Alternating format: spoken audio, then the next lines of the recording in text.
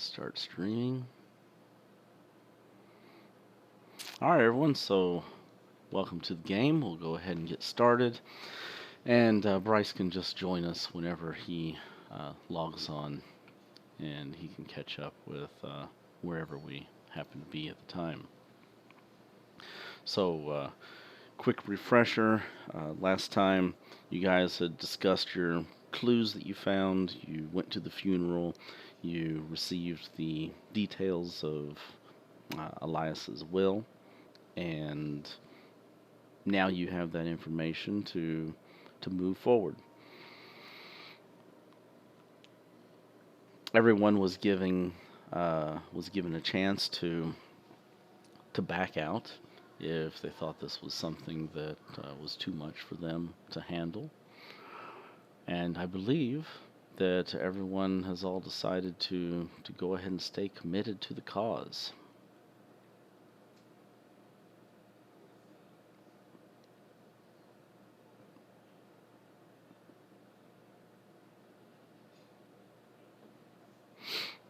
All right. Group loot.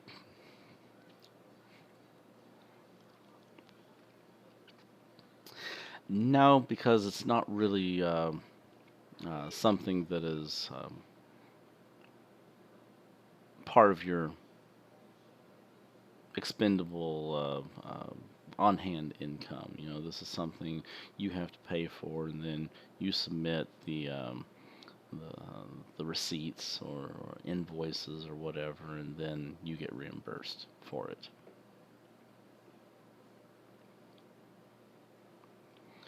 But you do have a fair amount of financial security, knowing that there is some money in the bank to help further your research and to fund any type of expeditions or trips, anything like that you may need to embark upon. And so the meeting at the lawyer's office carried on into the late afternoon. And at that point, you all are free to disperse and discuss how you wish to proceed. This is, of course, the first official acknowledgement that you've gotten that you are now a team working together towards a goal. And so, from this point on, it would be good for everyone to kind of get their heads together and think about how they want to pursue this collectively, as opposed to each person just trying to tie up a few loose strings, which it has been so far.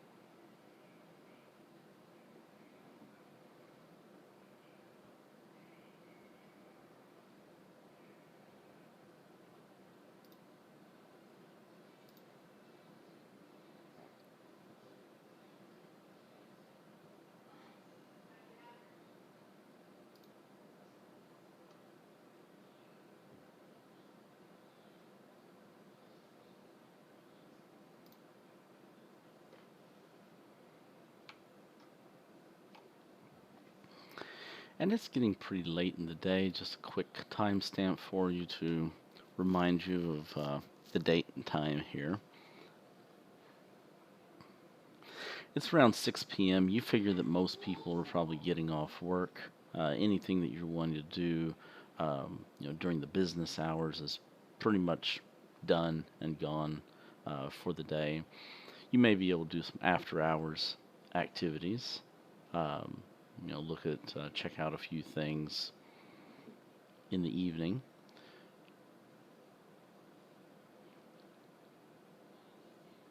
Or you can wait until the next day.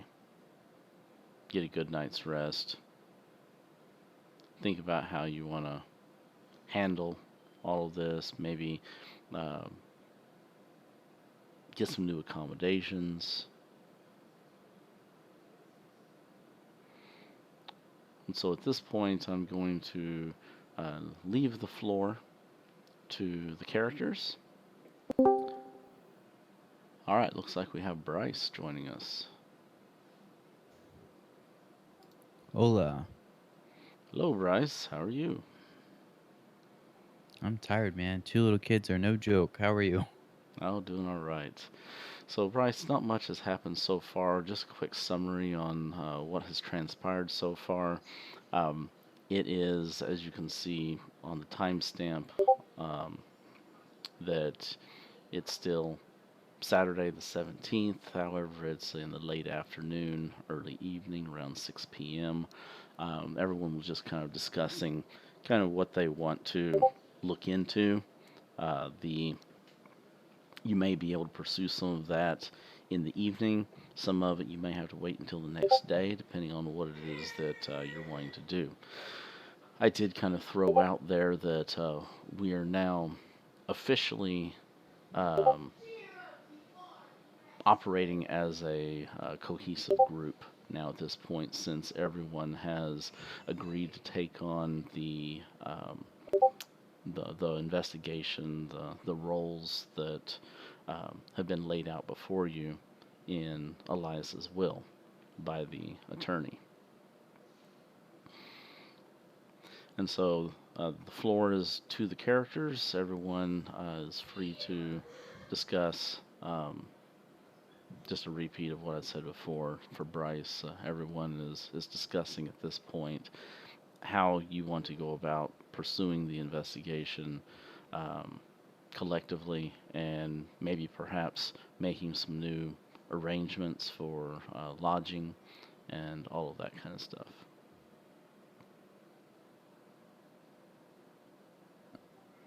All right, sounds good.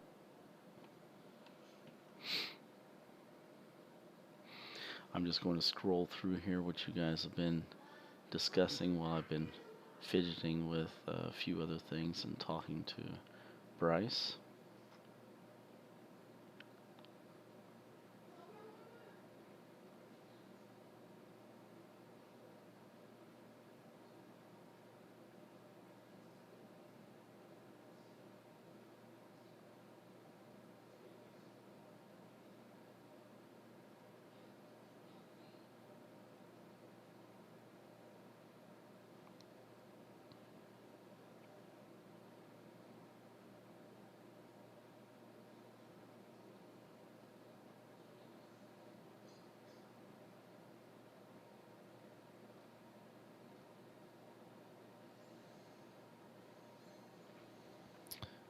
Sean, has any time passed, or is this pretty much the next day?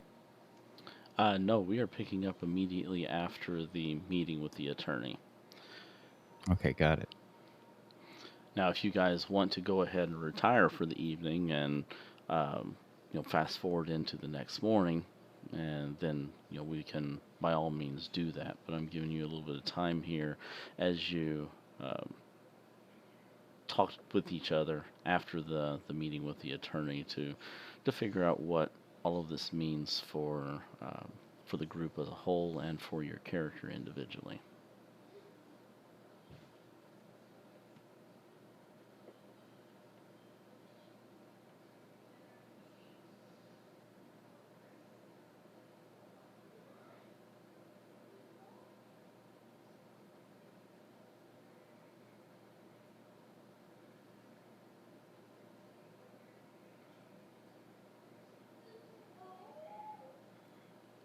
No, there is no definitive date on his execution. He is on death row, which means that it could be at any point.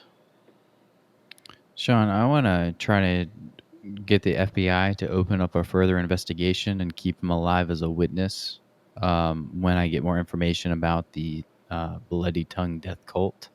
Okay. That's something I definitely want to pursue. Okay. Whenever you checked in with the your FBI field office the morning of this current day, they had given you some information about the local police captain, but they hadn't received any information yet on the Bloody Tongue. They were still looking into that and gathering their leads. But Sure, yeah, I know that's going to take some time. Can I put a request for them to? I don't know if there's any way they could put the guy's death sentence on hold or, basically delay it until we get more information. yeah, Like, make um, sure he's wanted for questioning or something. that is definitely something that you could try to pursue.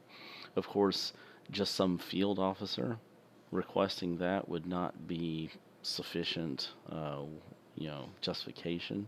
You would need to probably get something from your director, and then a judge would have to rule on that. To do a temporary stay of execution. Um, Sure.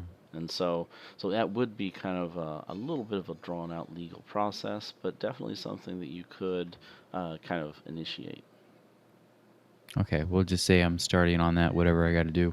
Do you want me to Okay. roll like a persuasion or my law sucks, but I could roll that? Nope, not at this point. All you have to do is just, um, actually, thinking about that, let's see what kind of justification you bring to your superiors. What, how are you going to convince your superiors that this is something that is not just the fabrication of some junior field officer who has been known to be a little wacky a few times? The main argument I would have is that I was present when members of the actual cult killed Elias Jackson. Therefore, the murders were continuing with the accused in prison. That's the number one thing.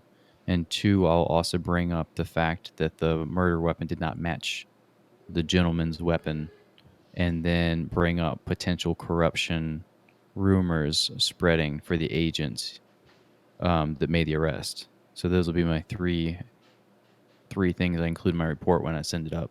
Okay, quite a bit of speculation there.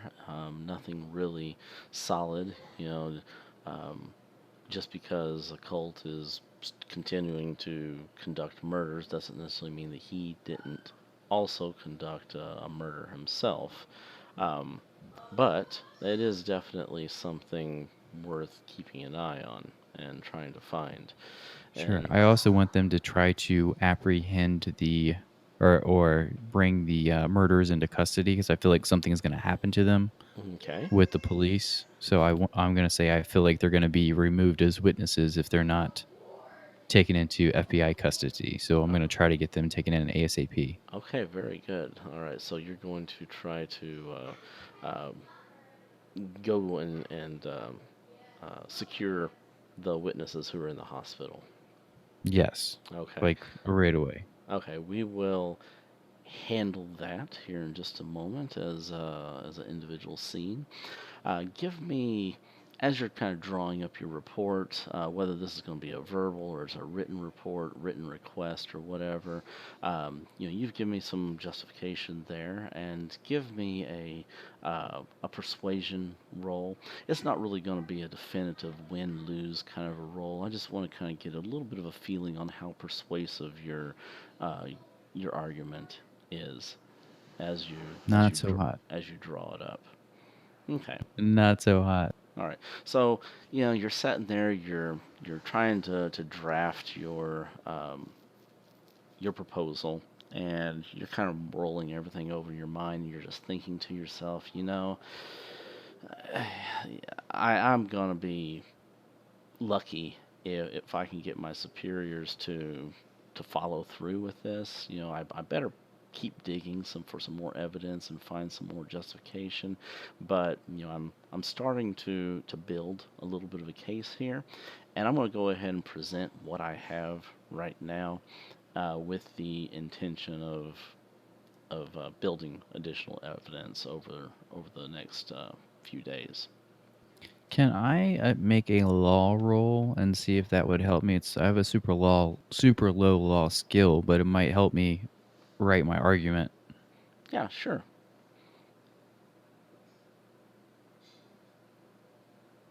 Should have paid attention in school. Yeah, so you're the legal jargon and all that stuff. You're pretty much writing like a normal beat cop would, or someone who's working in the field and not really familiar with all of the legal mumbo jumbo, and like one of your top notch lawyers would be. Yeah, Charles looks at what he wrote and says, "Man, this sucks. This ain't." But are you still going to submit what you have? Yeah, one last ditch library use. Maybe I can ask a librarian to help me out with the laws, Okay, going to go to the library and kind of which is also low. draw up, see if you can research some presidents or something like that. Hey, Iris, I don't want to see an innocent man die. I'm having some real troubles with this here. You, do you have some time to help me out at the library? Research some law stuff?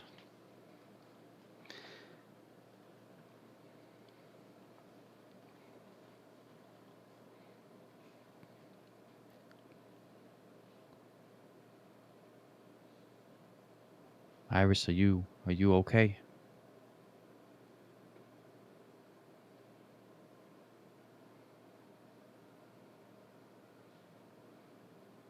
Okay, I don't know if Sachi's here or not. She is on. She might have stepped away. I don't know. Kaner is right there with her. Gotcha. Okay. Mr. Barnum, if you've got some expertise or at least know how to research, I mean, I know how to read a card catalog, but some of this legal mumbo jumbo is just above my head. You learn that in medical school?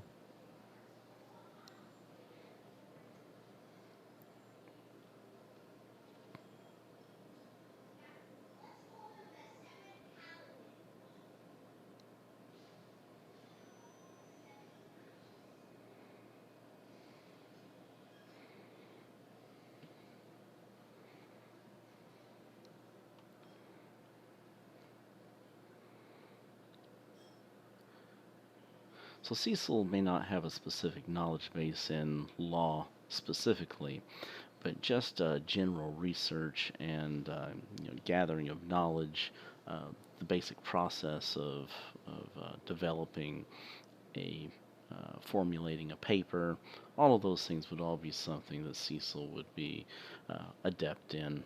Being a doctor and having spent quite a bit of time in the uh, university system and the libraries.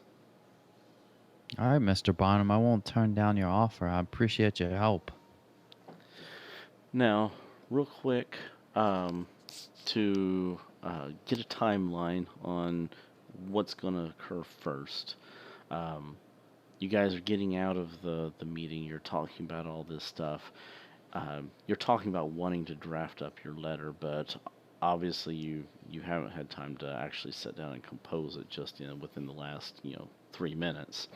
So, are you wanting to do your research, compose your letter, and all of that stuff first, or you wanting to go over to the hospital first? I'm guessing I was probably doing my field report. Mm-hmm. I wrote it up, I looked at it, and I thought, this sucks. Like this is bad. This ain't gonna do nothing. So probably at that point I went to ask for help because I want to get the process submitted to try to put his stay of execution, um and then I guess head over to the hospital. Um But I could send a quick report just for the, hey, I think these criminals are going to be in danger if we don't take care of them because there might be some shady business going on. We need to secure the witnesses ASAP. So I would Okay. send that quick letter over to my superiors, and then I would start doing everything else. Okay.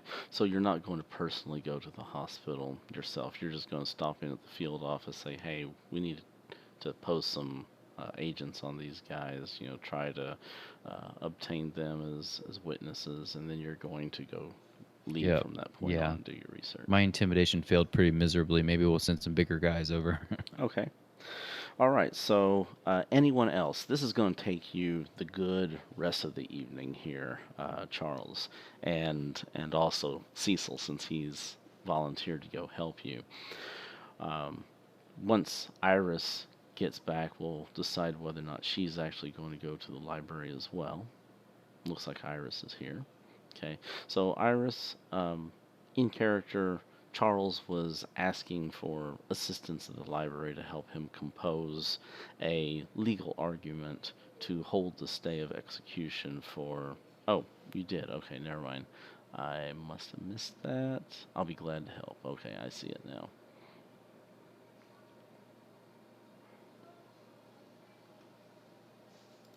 Okay, so that takes care of Cecil, Charles, and Iris. Now, as far as Barney, Kansas, and Irene,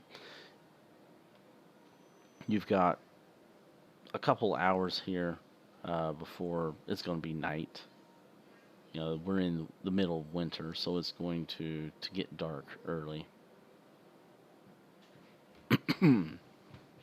Plus, not to mention the clouds are going to um, speed that up a bit as well.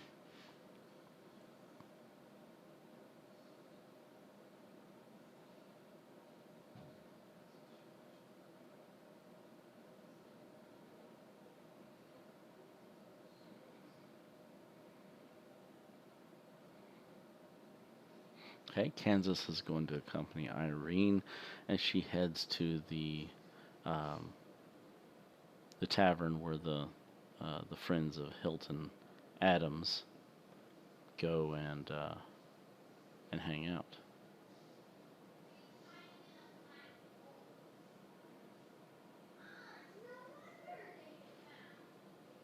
And so that leaves Barney. Barney, you gonna tag along, or are you gonna try to uh, do something on your own?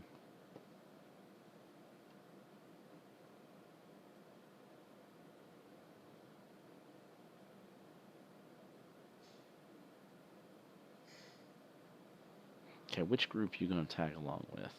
Library crew or the Friends crew?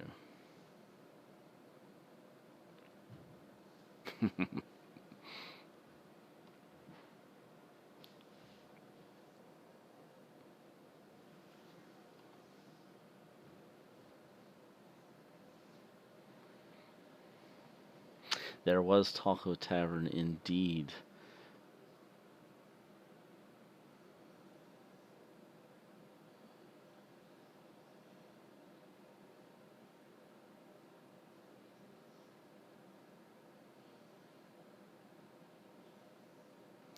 Alright, so it's going to be really easy for us to tackle the whole research thing.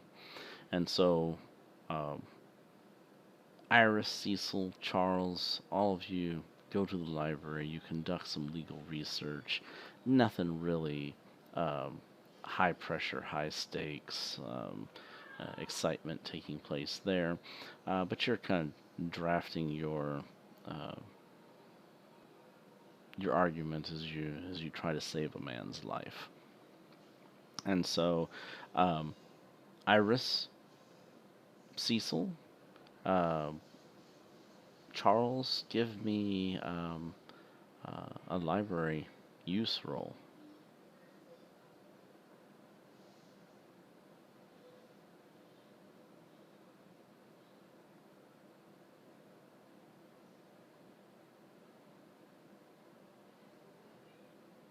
Okay. everyone got a regular success, so I'm going to give you a bonus die on your law roll. Ooh, do I get to check my library use? Yes, you do get to check your library use. Nice.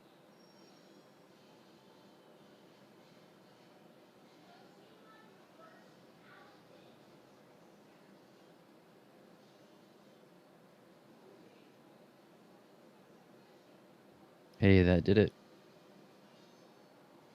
All right. Nice teamwork, guys.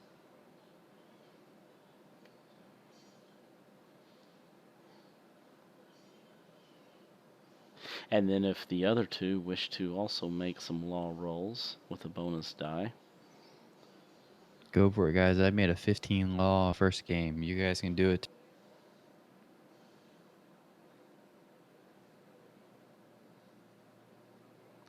We got the beginnings of Night Court here.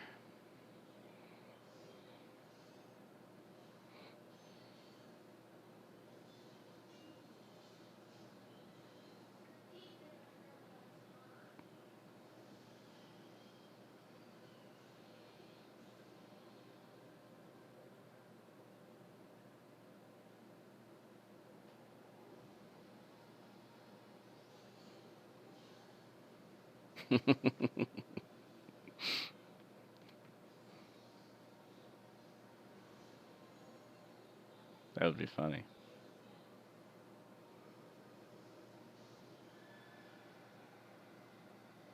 Most powerful skill in Call of Cthulhu. Library use. It is definitely a very useful skill. And credit rating is pretty important to a point. Alright, are you guys going to roll law or... Come on, guys. Give it a roll. Let's see what happens.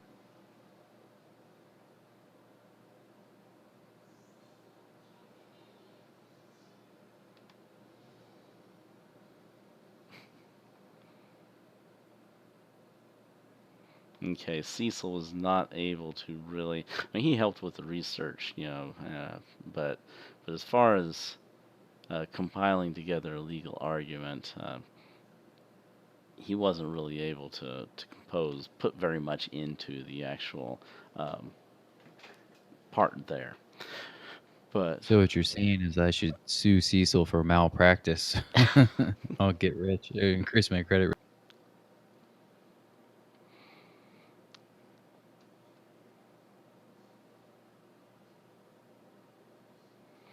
all right, so the three of you all work together, do some legal research.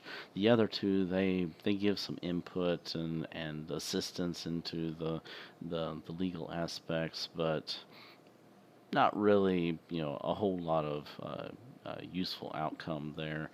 However, with the combined effort and the moral support, Charles is able to amend his report, adding in a few key phrases and some key legal cases and things of that nature, which could um, lend a lot of weight in supporting his request.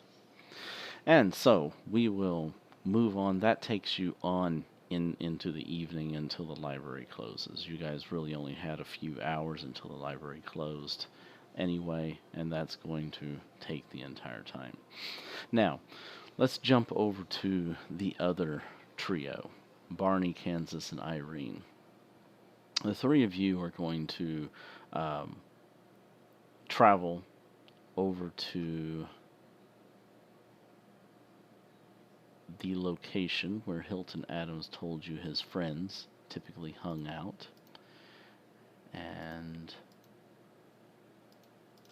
let me pull that up.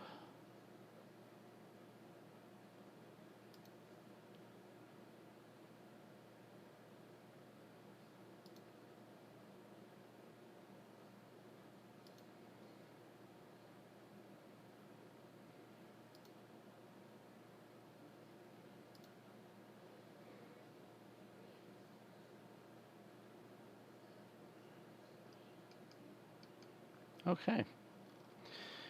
And so this location is Teddy's Saloon. And Teddy's Saloon is over in Harlem.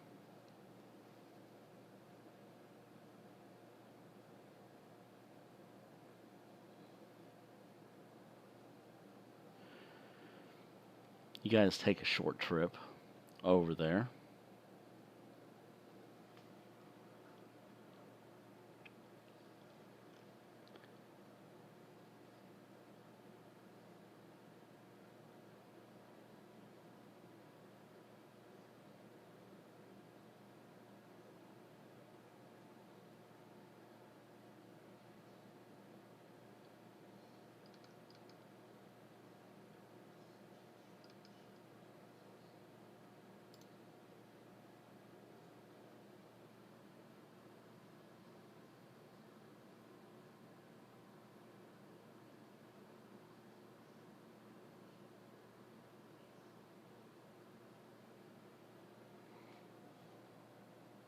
All right, so as you approach, Teddy's Saloon is a well attended working men's club, not far from the Lafayette Theater. Uh, there is a large doorman uh, at the entrance. From the outside, it looks like any other type of meeting place of the age. It's not a low class place, but it's not by any means a high society kind of a place either. Remember, in the 20s, Harlem is not a slum um, like we kind of picture it being today. It was kind of the happening place as far as clubs and entertainment and things of that nature go. Speakeasies, swing, jazz, all of that type of stuff.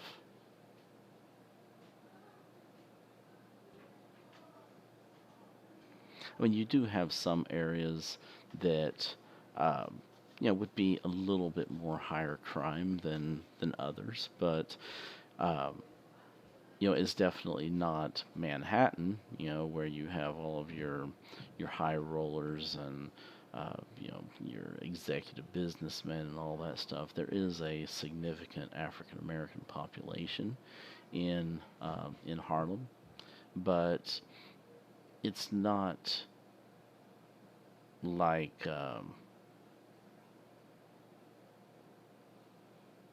Batman Gotham, dark alleys, someone's going to attack you anytime that you turn around, kind of a thing.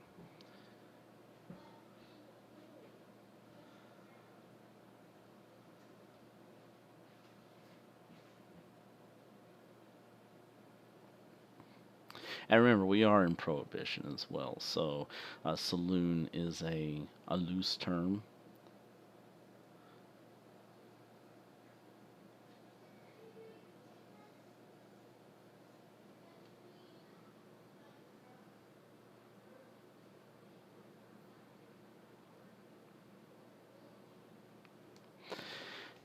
Anyway, so as you guys approach, there's this large, African American doorman here, and he, as you approach, he's blocking the door, and he holds out his hand and says, "Welcome. Now, I've seen you around these parts before. What's your business here?"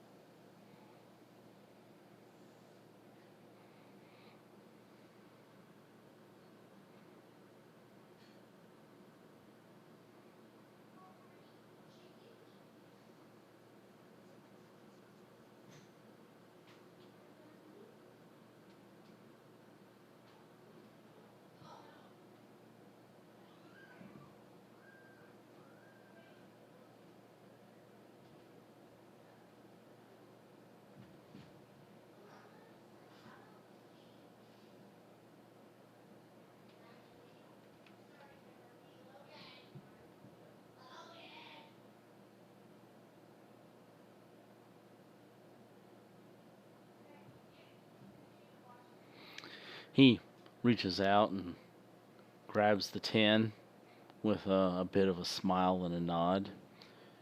Says, "Sure thing, mister. Just make sure you keep yourself out of trouble, okay?"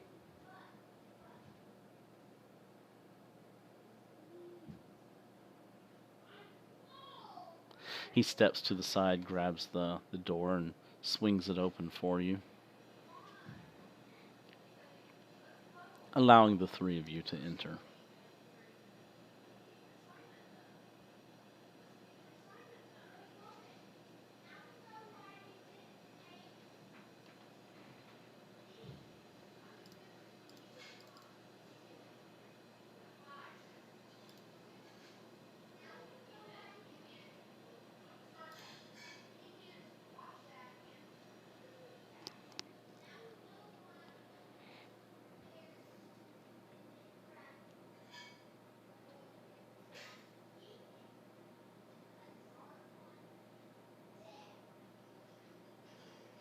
Oh, okay, Barney. I thought that you were going in with them.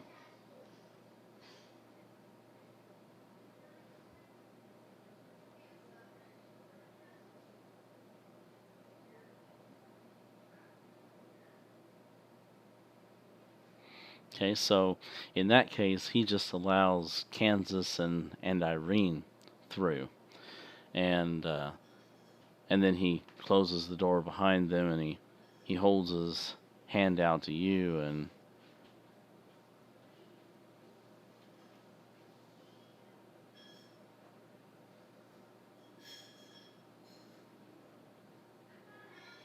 stops you as you walk up.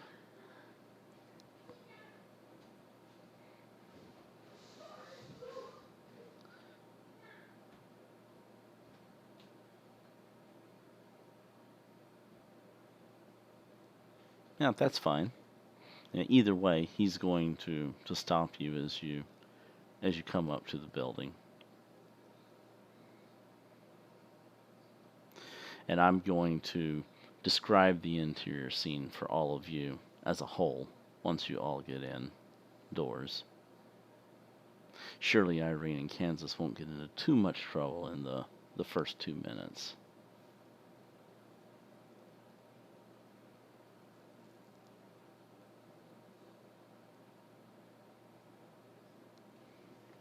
Alright, so the doorman, he says, "Good evening, mister. What's your business here at Teddy's?" "Yes, this is Sir Barney."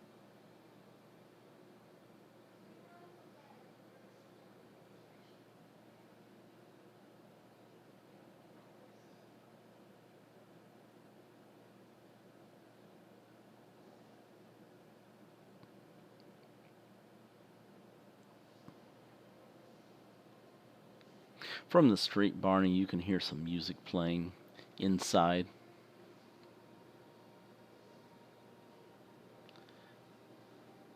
Give me just a moment here as you compile your response.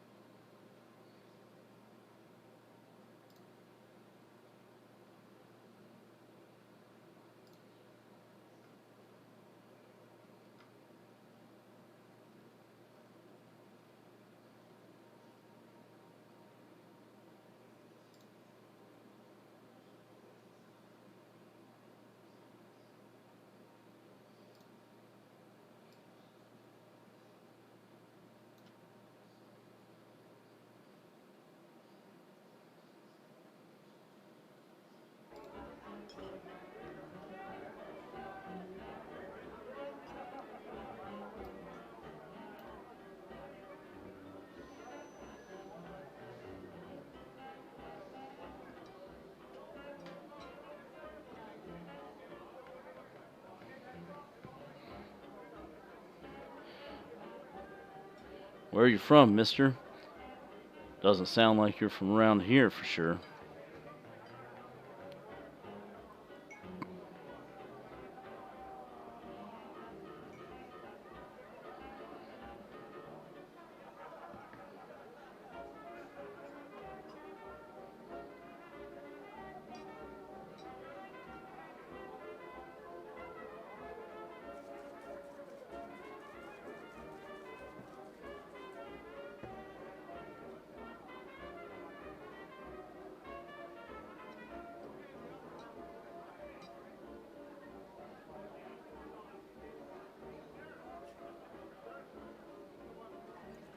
So you came all the way from London just to come to Teddy's?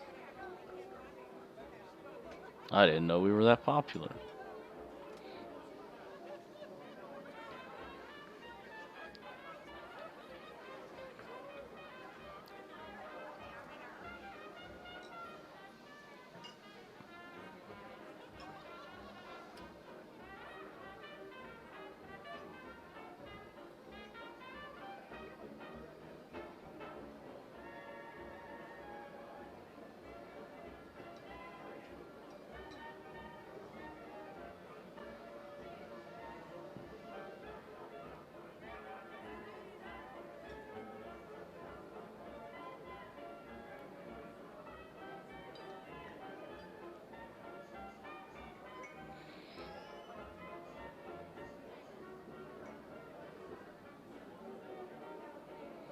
I mean, Barney is definitely not trying to fake his accent. I mean, he is, just not doing anything at all to cover up his thick English accent. So, um,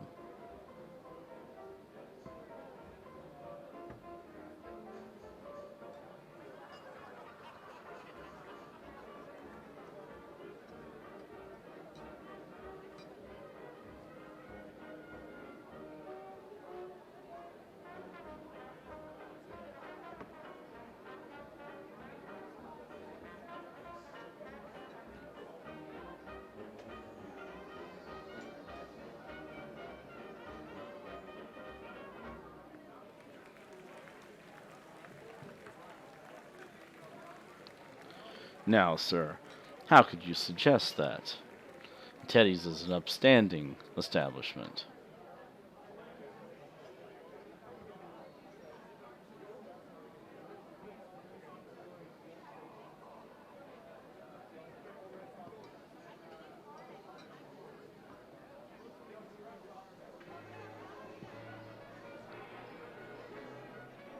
We wouldn't want to do anything to ruin our reputation.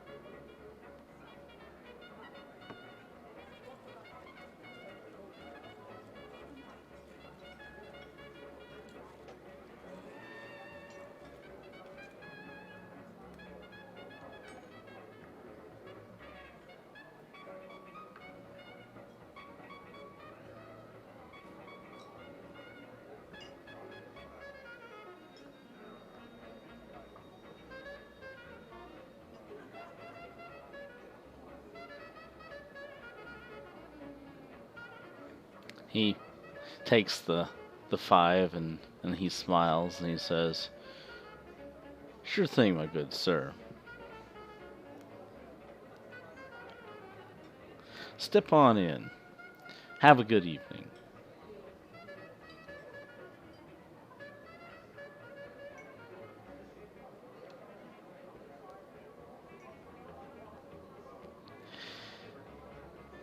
Barney gets kind of a distinct feeling as he enters that maybe he was misdirected slightly. That he was given the impression that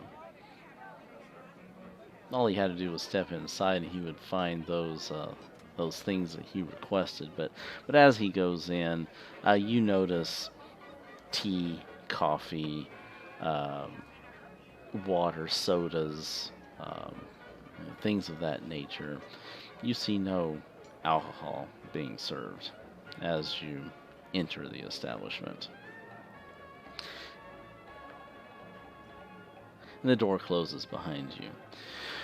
You see two familiar faces, Kansas and Irene, standing relatively close amongst the individuals uh, in the establishment.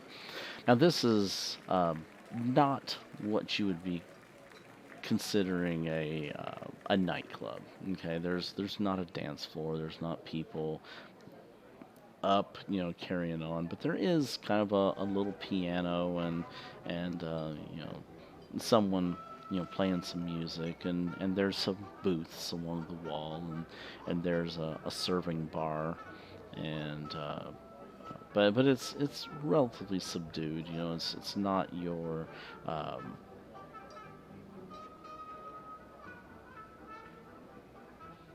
your happening kind of place, where there's a lot of activity going on. So uh, inside, the interior is plainly, though comfortably furnished, with tables and booths around the walls. The central tables can be removed for parties and dances, and there's a small stage at the far end of the single room. A bar lines one wall, serving sodas and hot drinks, as well as a limited food menu.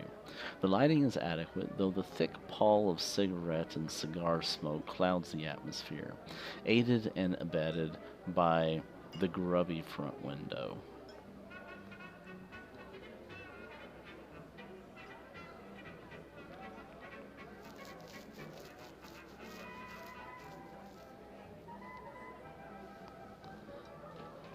There's a couple ways that you can. I'm not going to lead you guys by the nose here. I'm going to let you conduct your own investigations, but there's several different methods that you could go about looking for these individuals, and I'll let you describe to me what you do as you enter the establishment and you glance around and see what's happening here.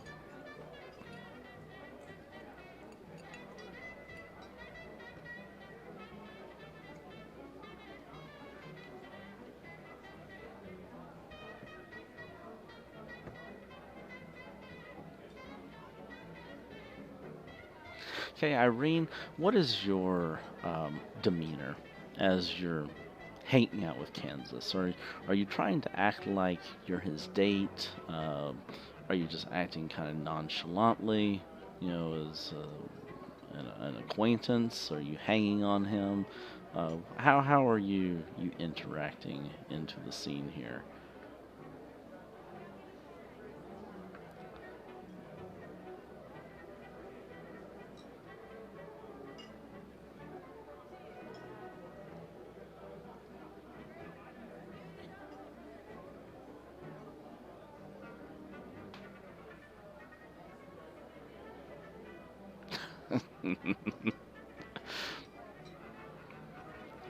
And so, since you guys are going to go up to the bar, then um, by the time Barney is admitted entrance, he sees the two of you sitting over at the bar.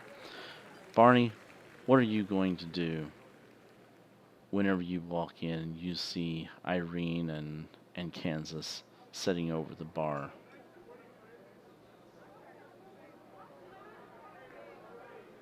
Are you going to go hang out with them, or are you going to remain excluded?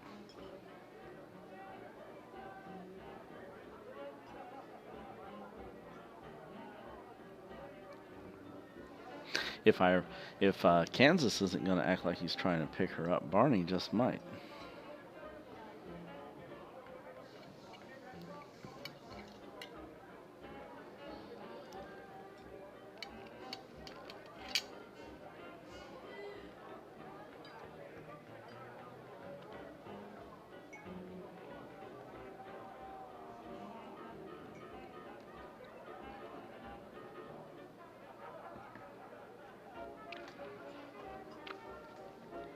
All right, the bartender is first going to wait on Kansas since they were the first ones there, obviously.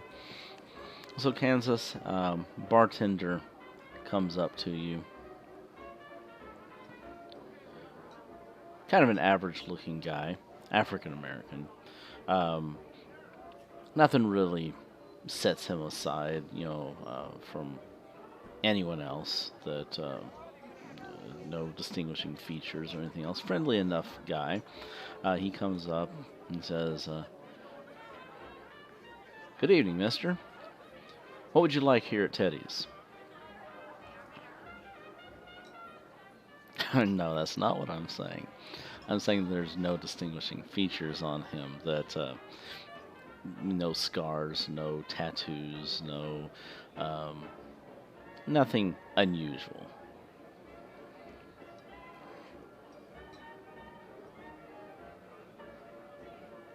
He just looks like your average individual.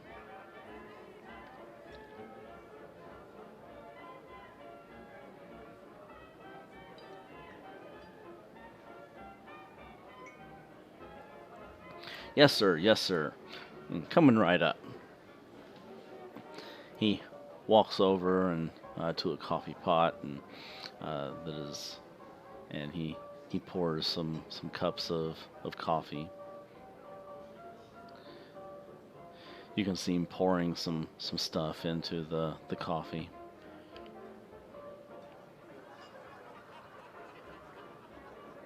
And he brings it over to you. Oh, never mind then. He is not putting alcohol into it. He was just putting some cream into it.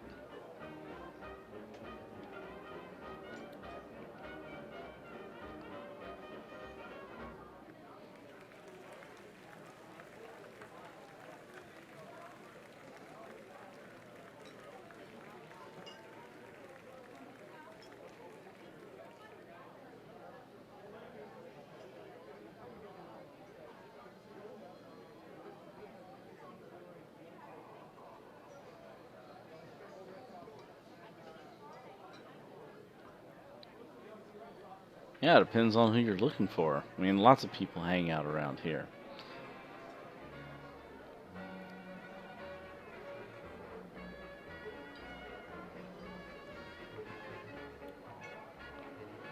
A coffee in this era is probably I don't know. I'm thinking like a nickel, for two coffees.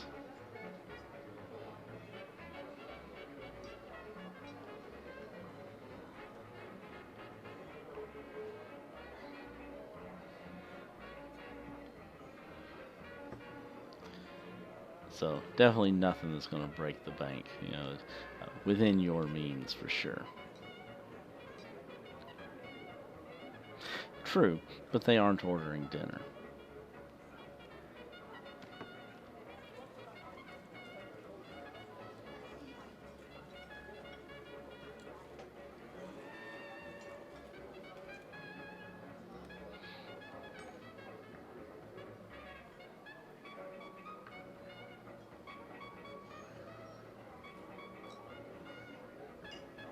Yeah, I I know those fellas. They come in here sometimes. What kind of business do you have with them?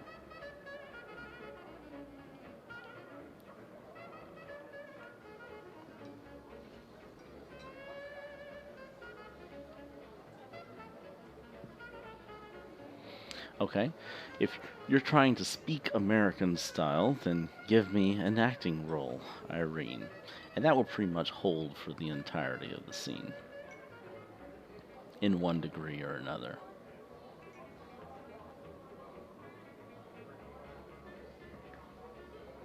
Okay, so Irene definitely doesn't sound like a native, but she also doesn't sound distinctly British either.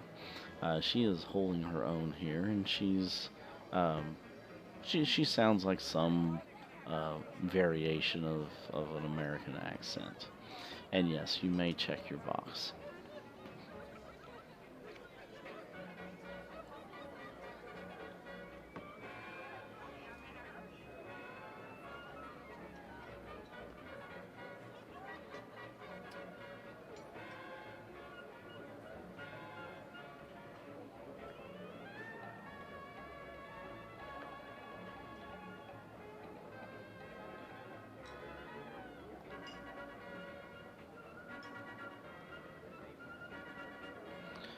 There's a look of recognition to the bartender's face, and he says, "Sure thing, mister.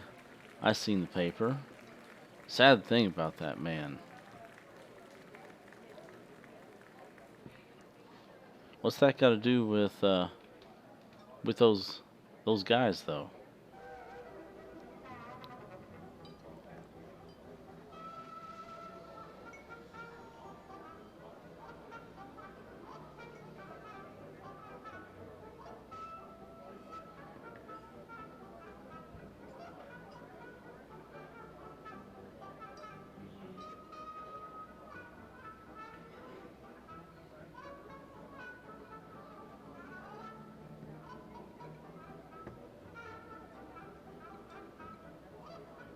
Now, not saying I can or can't help you out here, but how am I supposed to know that you're not just looking to create some trouble for those guys? They're good guys. They don't need any trouble.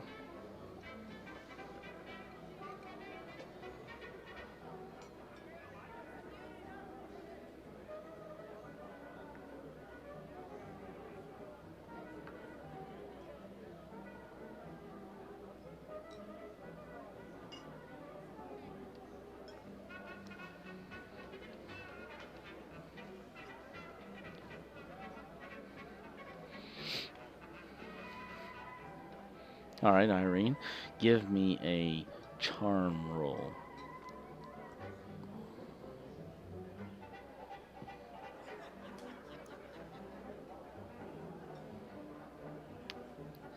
All right, and so that would be very unbecoming of this gentleman to want to get it on with a white lady. So he's going to try and stay out of trouble.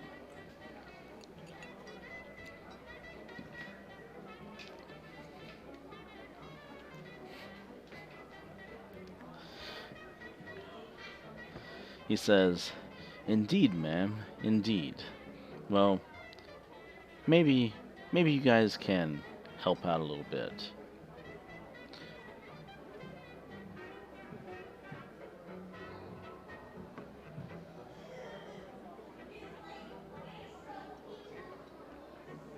Right. I got what you were going for, Irene. The others were just being perverted. You were trying to charm him into the fact that you're a nice person and that you're trying to help out.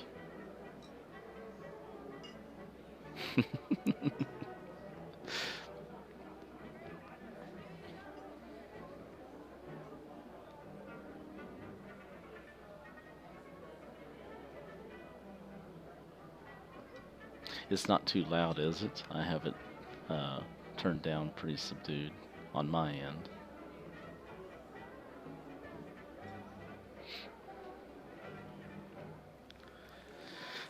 All right, so whenever you earn his trust, he says he kind of nods his head.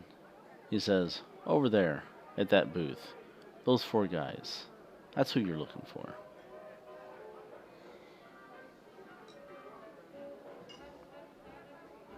Now we're going to jump scene here real quick. He leaves Kansas and Irene to conduct their business, and he goes down and he waits on Barney.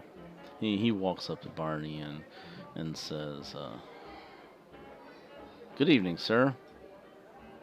What would you like here at Teddy's?"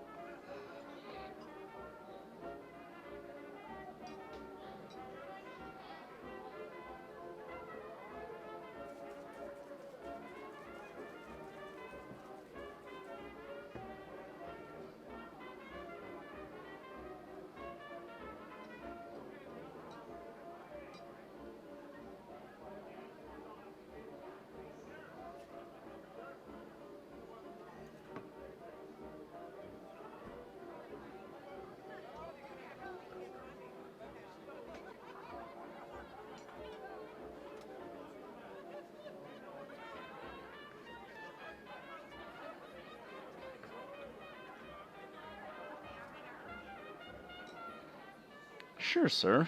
We have multiple different blends of coffee. We have some tea. We have soda water with different types of flavorings. And what would you like? We even have a menu if you're a bit hungry.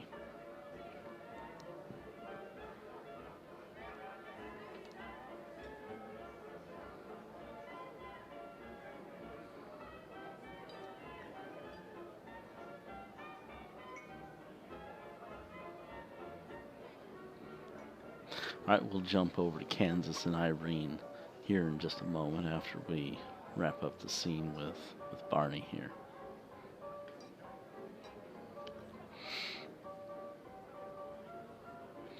Barney, you notice Kansas and Irene getting up from their seat at the bar, and they're walking over to a booth with 4 individuals sitting in it.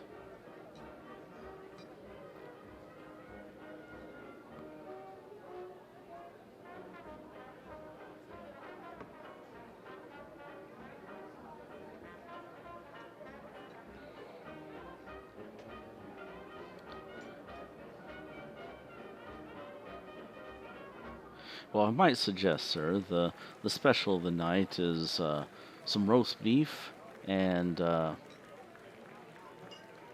carrots and peas.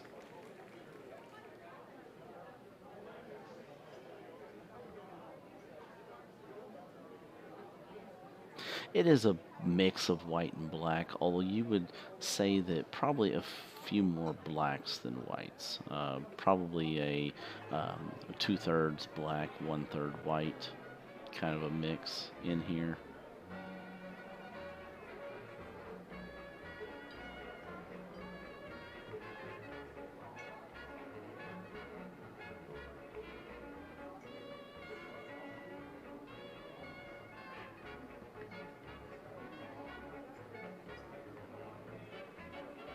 And a British dude is definitely unusual. There are no other British dudes in the bar.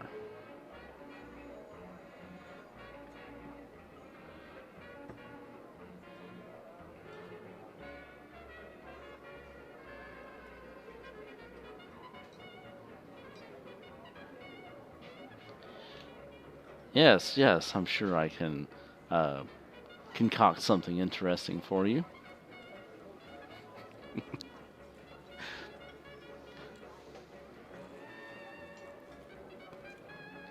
You see him go over to a. How did you know what I was going to do? So he goes over to a soda fountain, and he pours out some soda water, and he adds in some a few different things, and you see there's something that he's slicing up, and he drops into the soda water, and and he brings it over to you and sets it down, and it's kind of fizzing and bubbling a little bit, and it's kind of dark colored, but in that you can see like some little rings of some sort of a greenish something or other. It looks like maybe a lime or something. It's kind of hard to tell you because of the caramel coloring of the soda.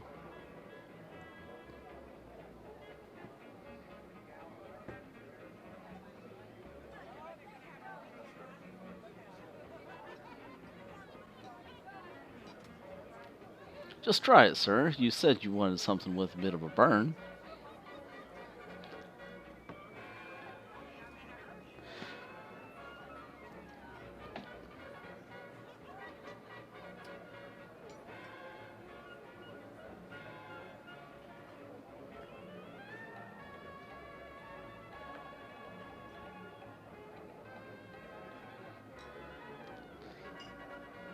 You don't even actually know what it is, Barney. I mean, you don't really, in character, you don't have a clue.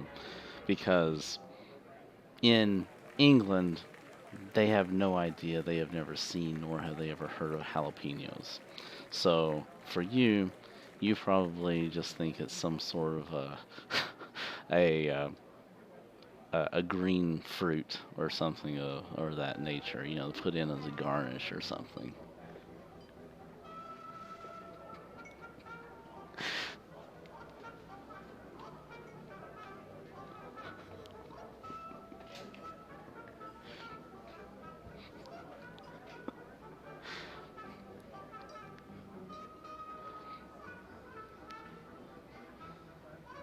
Are you going to try it?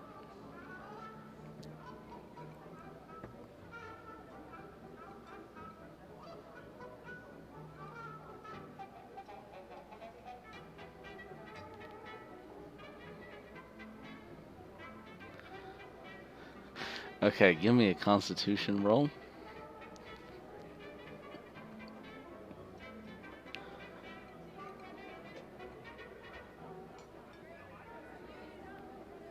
Okay, as you drink this thing, it surprisingly tastes splendid. I mean, it is very nice tasting. It has a wonderful flavor to it. Um, you can't really quite place it. I mean, whatever combination of flavors he put in here, it's excellent. However, as you sip it and you pull your lips away, you start to notice this increasing burn on your lips and kind of going down your throat. And it's definitely not an alcoholic kind of a burn. This is more of like a spicy, you can't get rid of it kind of a burn.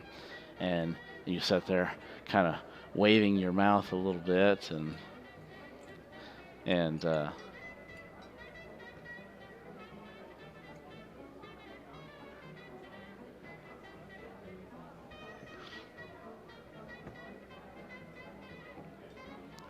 like looking around for some water, something else that you can drink.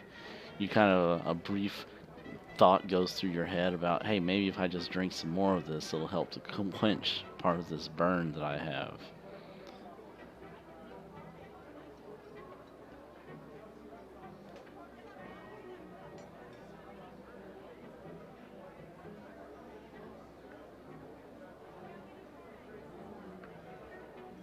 The man is not smiling. I mean, it's not like he doesn't think this is a joke. He wasn't trying to pull a fast one over on you or anything else. I mean, you asked for something, you know, uh, with that was unique, flavor and with a burn, and so he was trying to give his customer what he wanted. So he actually looks at you with a little bit of a concern, and um, it's like, yes, sir, yes, sir. Here's some water for you. Well, I'm sorry that was too hot for you. You said that you wanted something with some burn.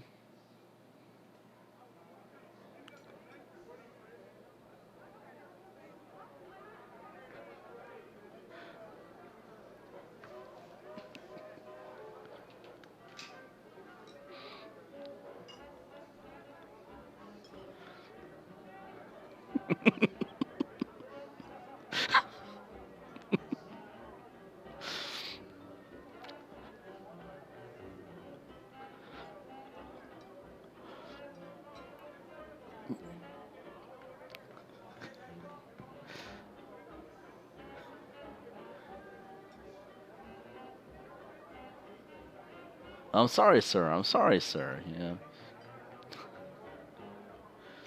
So he truly seems apologetic and but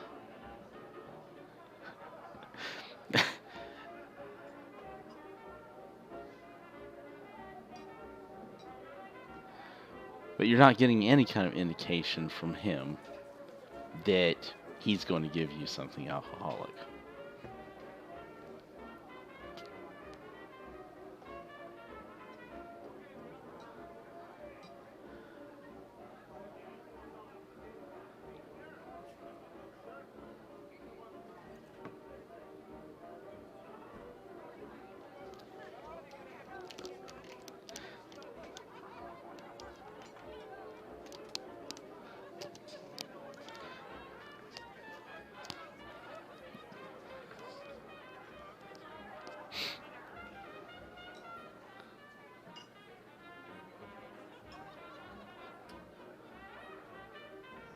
Well, sir, I I get the feeling you're not from around here, but no, we're not allowed to serve alcohol in these establishments anymore.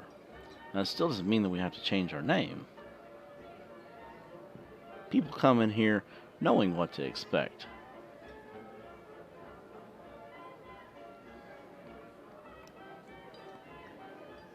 Sorry for the misunderstanding. No charge for the drink.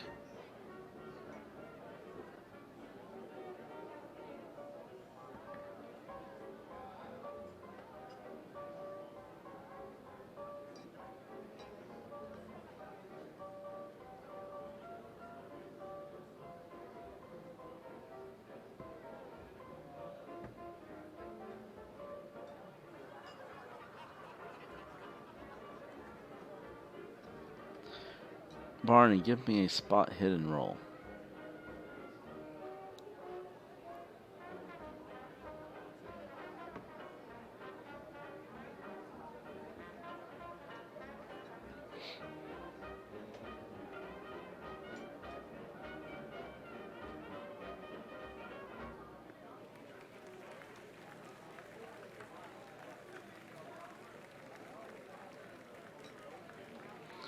Alright, you look around, trying to look for some sort of sign that there might be alcohol in this place.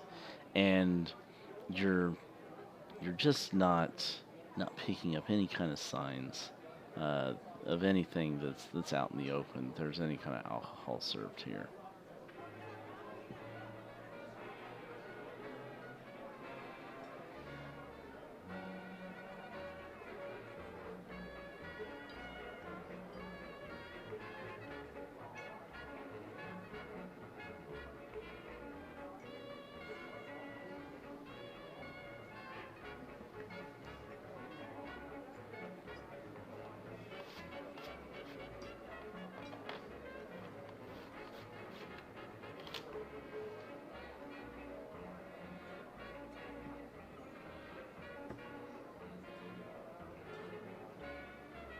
Oh, yes, yes, sir. Nothing but the finest. Tender roast beef melts in your mouth.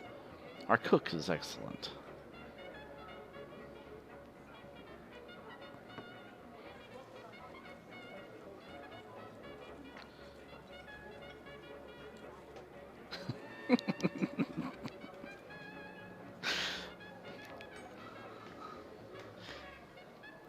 What are you taking the spot for?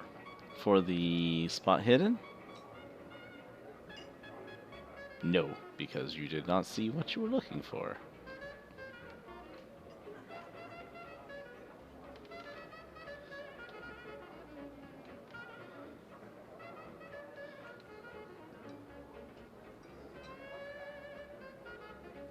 I'm not always going to tell you guys what level of success you need. Sometimes I'll keep that hidden to myself so that you don't try to concoct your own things. Because if I say, oh, you need a hard success to see this, then that gives you the idea that, hey, yeah, there is something there for me to see. Whereas if you just say, hey, I want to look for this, and I say, okay, give me a spot hidden, then you may or you may not see it. Now, you could, though, retroactively, go back and say, I want to spend, upon me giving you the basic information that you got, that you didn't see anything, you could say, hey, I want to spend 6 luck to bring that up to a hard success and see if the answer changes. Sometimes it may not change because there is nothing to see any different, or sometimes it may make a difference. So, would you like to go back and spend a little bit of luck? Okay, not worth it. Okay, so sticking with your original reconnoiter, glancing around the establishment, you do not see anything. And you continue to sit there, keeping an eye on Iris and Kansas as they move over and they approach this booth with these four individuals. And eventually your meal will come out to you, and it doesn't take very long. We're not talking about like a half-hour wait. I mean, within 5 minutes, they have a plate of roast beef, a roll, some carrots and peas, and he brings it out to you, and just as he said, it is by most standards. I mean, you're not talking about 5-star restaurant quality, but you are definitely looking at something better than English blood sausage.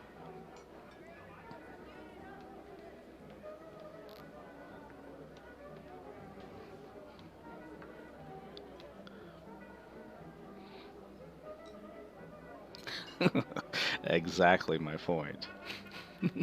Pretty much anything would be delicious compared to English food.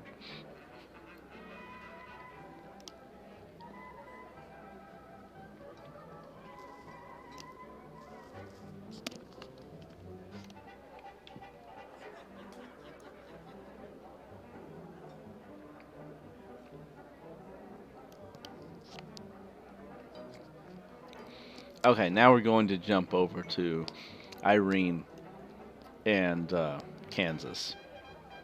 Okay, the four of you walk up to a booth. I'm sorry, the two of you walk up to a booth with four men um, huddled in it. They're all African American men. Um, Let me give you a description of each one of these individuals.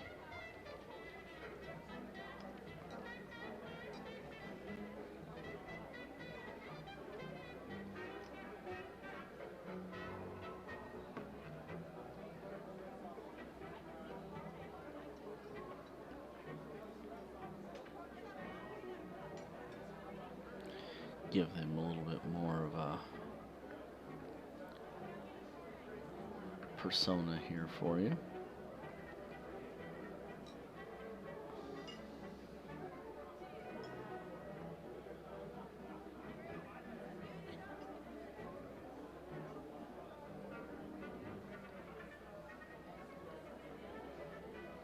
All right.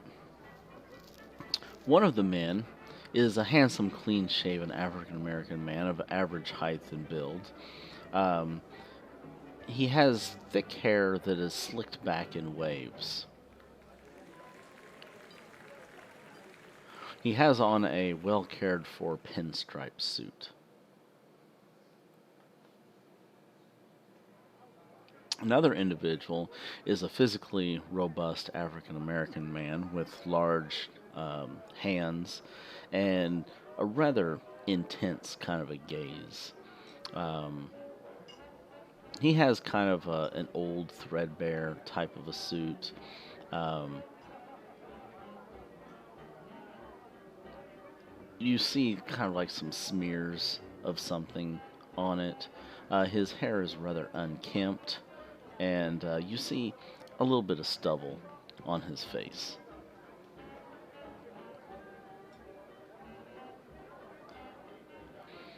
The third individual um, doesn't have a jacket. He's dressed in a collar and a tie with his sleeves rolled up. He has a bit of a receding hairline, and his hair is cropped very short, and he has a mustache that's incredibly well trimmed.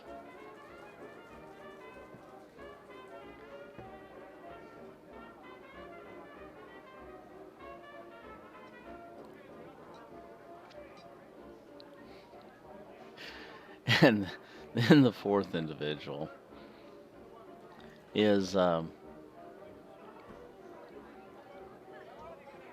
he has kind of a pullover sweater type of garment that he's wearing, and he has a bow tie. He keeps his hair relatively short, looks like he has a fair amount of oil on it, and he's kind of smiling a little bit at the table. And the four individuals are all engaged in some level of conversation with each other, um, talking a little bit, and I'm going to assume that you kind of observe them for just a moment before you walk up, or at least while you're walking up, you're seeing their interactions with each other. They're they kind of look like good friends, that know each other very well, that very comfortable and easy around each other. Some of them are talking with each other. Others are just remaining silent and kind of um, respectful and perhaps maybe introspective a bit as you know this engagement takes place between the four of them.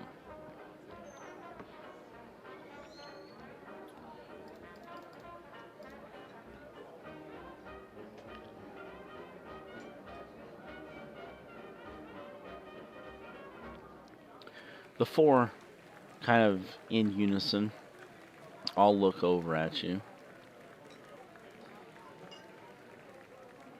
And one of the guys says, "I'm sorry, sir. Do we know you?"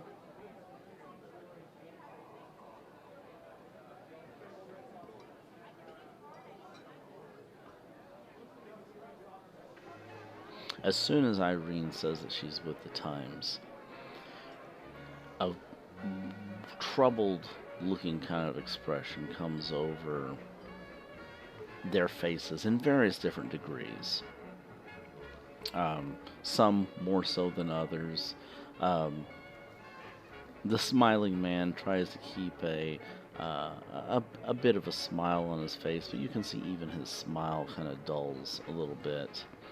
And he says, one of the men speaks up and says, "Miss Ward, there's nothing the Times can do for us. You best go find another table."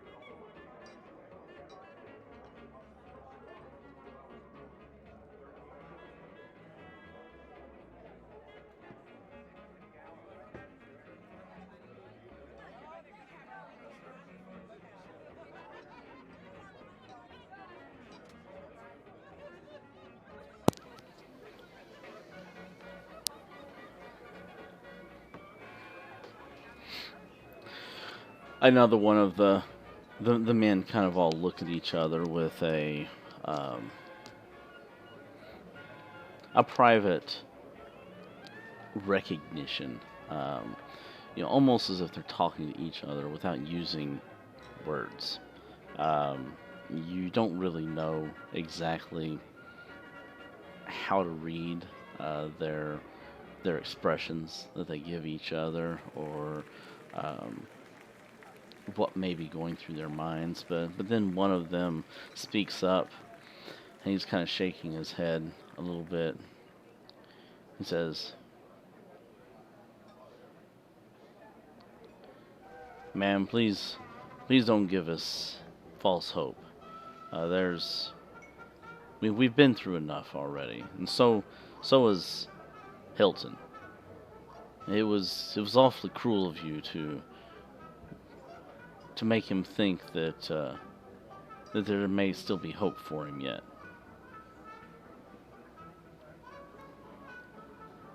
Now, if you'll just leave us in peace, we've had enough sorrow. We don't need to drudge up these painful memories again.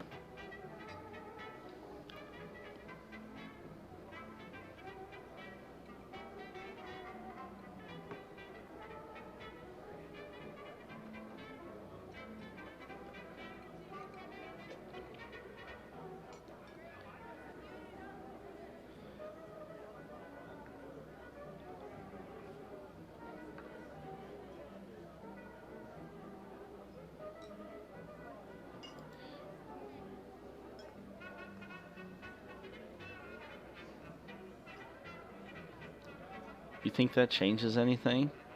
Hilton's on death row. They're gonna make him fry, one way or the other. They don't care about any kind of new evidence that you may have. We've been there, we've done that. We've talked to the police. We've gathered what clues we can. Nothing was satisfactory.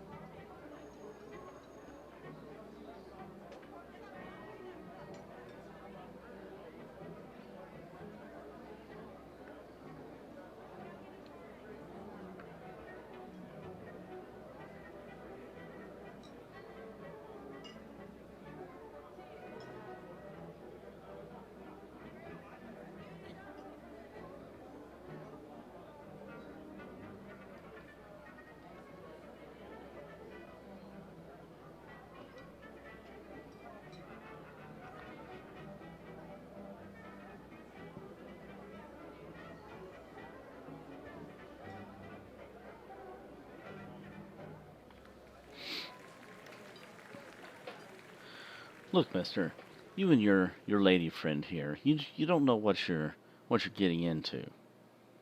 I suggest you just drop this whole thing right now. You're liable to get yourselves killed.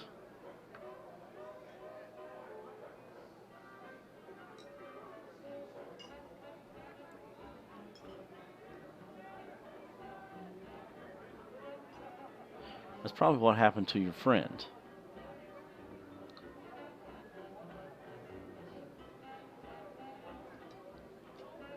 You probably started asking too many questions and you see what happened to him.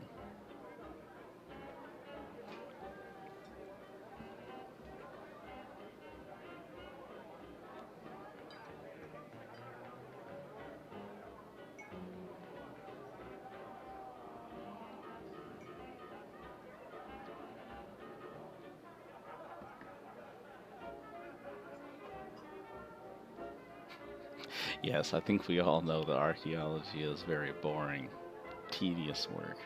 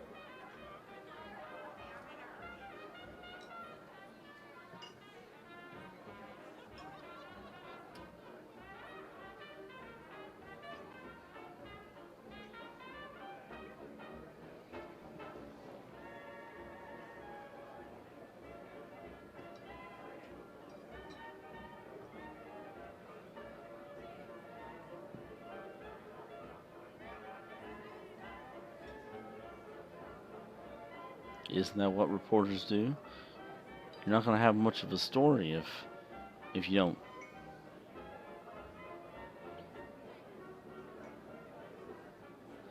tell people about the things you were told.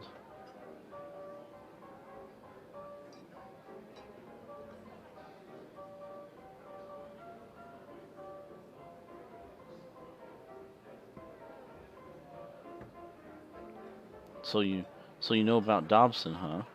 Well, that right there ought to get you running scared enough.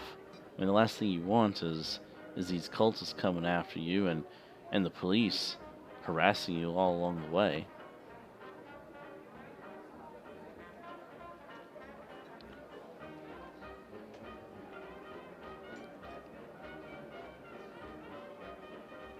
Yes, you can try a persuade check at any point you want, Irene.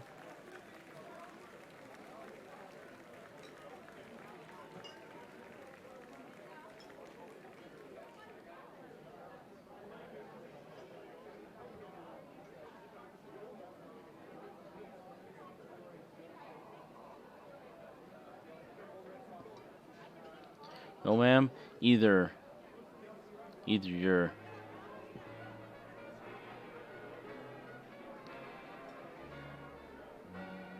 hiding it really well, or you're just too damn stupid to be scared.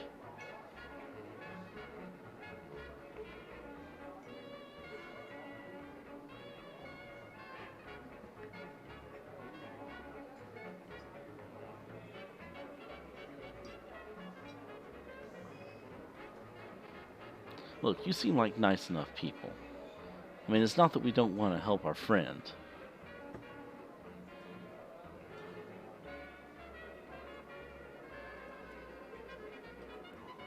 But I'm telling you,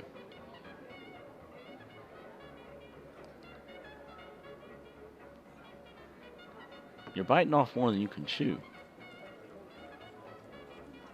You don't think that we tried? We've spent years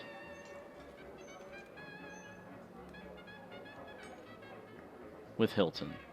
Hilton's our best man. He was one of us. He hung out with us. Now our group is down to just the four of us, and there's nothing we can do about it. Our friend is sitting on death row. He's going to fry. And here we are, just sitting at a table, just living life with the guilt and on our conscience, knowing that we did what we could to try, but no one would listen. No one cares. All they want is their man that they have in the prison.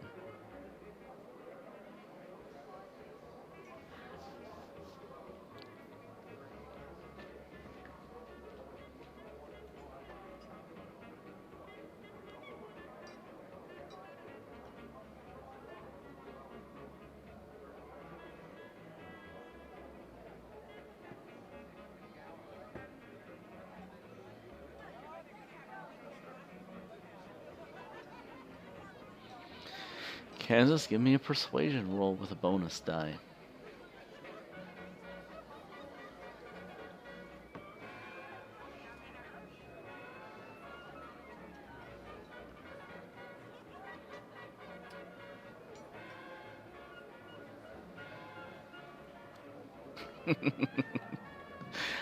You can also push.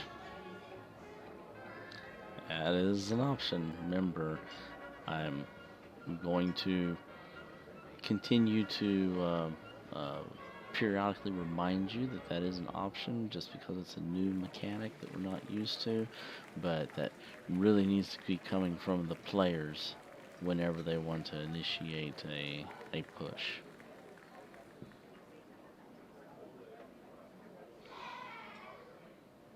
Yes, you would still get to keep the bonus die. All pertinent bonuses and difficulties and everything all remain the same whenever you push. The only downfall is what happens whenever you push.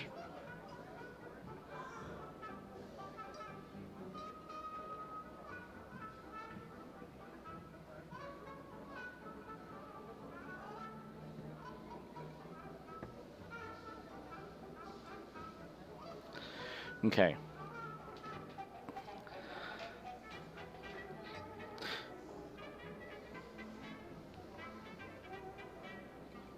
Uh, Gee, I don't remember. I know you don't get to check mark it whenever you spend luck.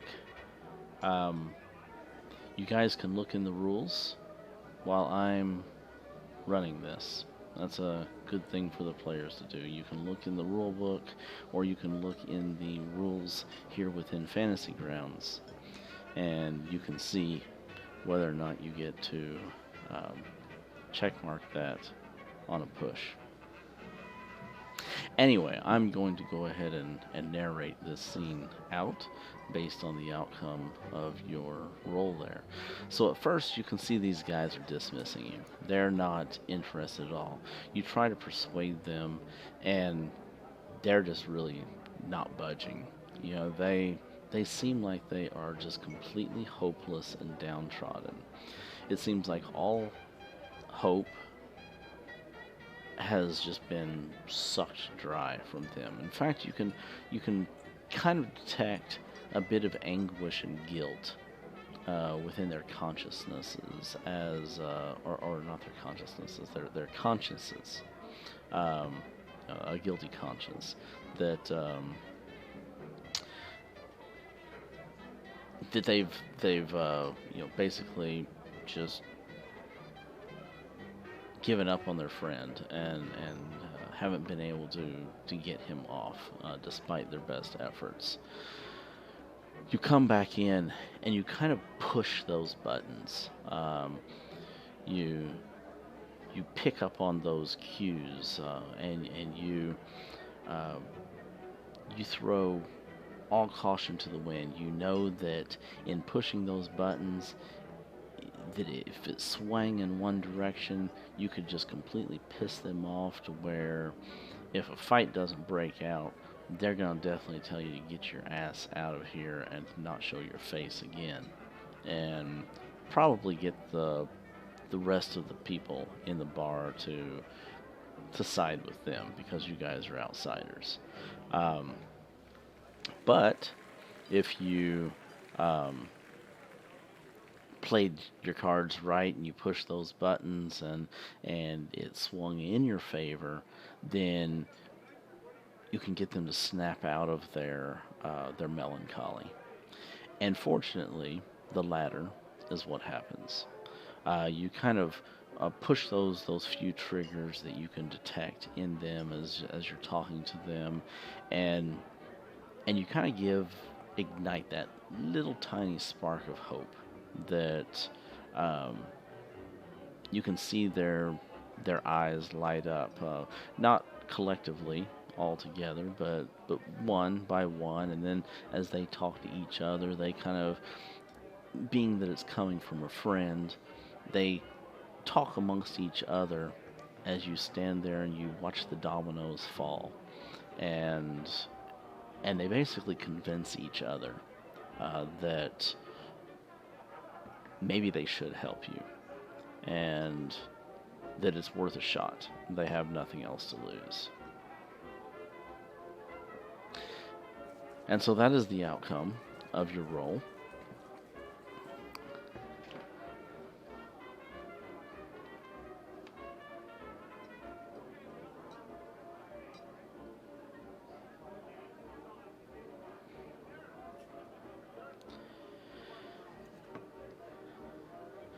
And they say,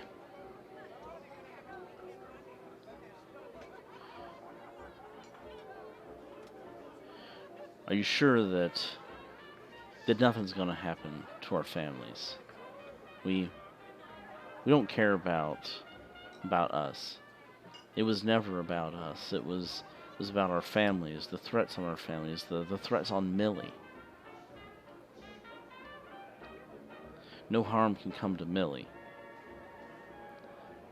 Jackson, Hilton would never stand for it."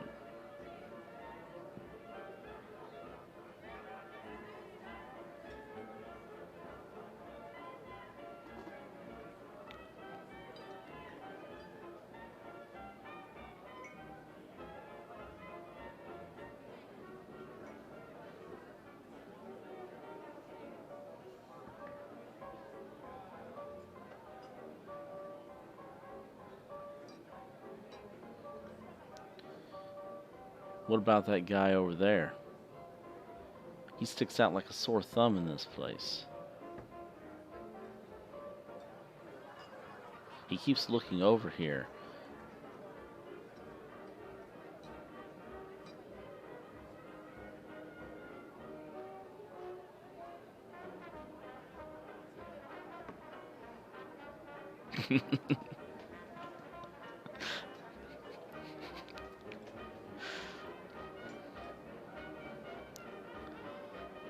Barney, from your perspective, you're sitting there eating your beef stew, and you kind of keep looking over and you keep checking out what's going on over here with Irene in Kansas, and the you kind of pause for a moment because it looks like things are getting kind of a little heated for just a moment, but then suddenly it looks like the ice is broken, and the guys kind of relax and.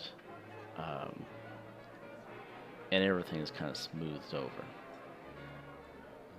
But you can see one of the guys look over at you, and he kind of nods his head a little bit in your direction as he says something that you really can't quite understand. You're not close enough, and you can't read lips. But you know that they're talking about you.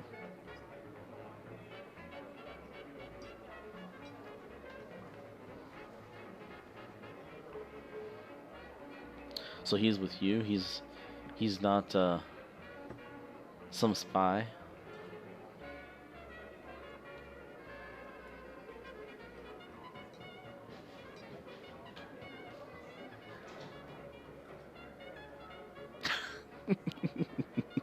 That's probably what Barney thinks.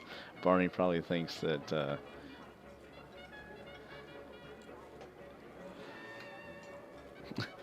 she made a threat. She was gonna poison their drinks with cyanide, and they would never know. They'd be looking over their backs the rest of their lives.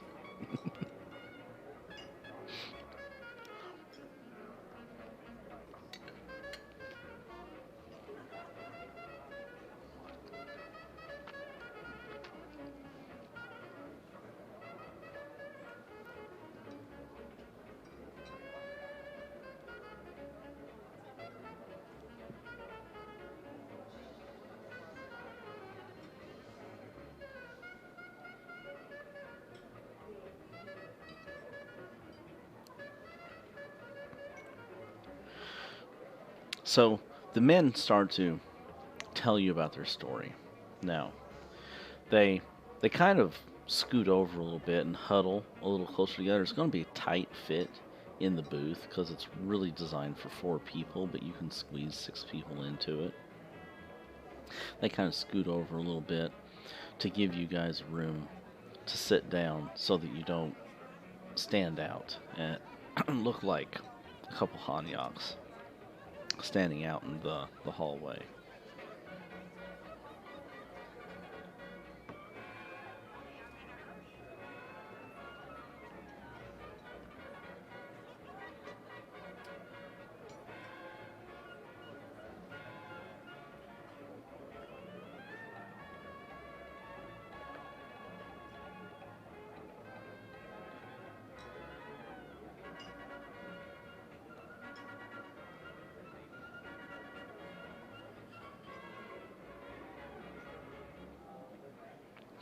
I didn't actually, I'm going to break away from in-character stuff here for a moment. I didn't actually know that that was a thing, that if you succeed with, due to a bonus die, that you don't get to check mark. That seems kind of odd. You know, a bonus die is a situational modifier that you still succeed or fail based on those bonuses and penalties.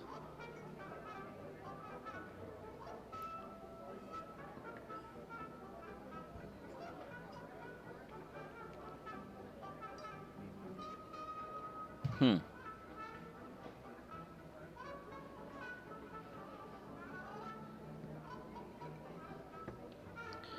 Well, I am not going to use that rule. If there's a situational modifier that gives you guys a bonus die and you succeed due to that situational modifier, whether it was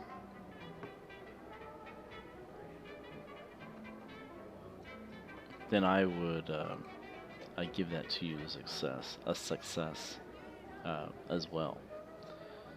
I mean, granted, it's going to be easier for you to succeed if you do have that modifier.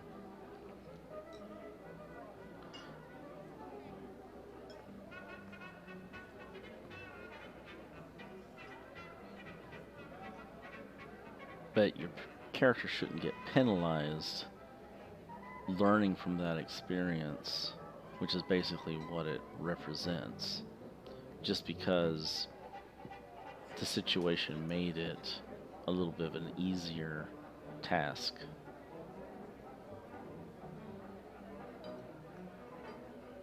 Okay, yeah, I definitely knew that there was no tick for using luck, but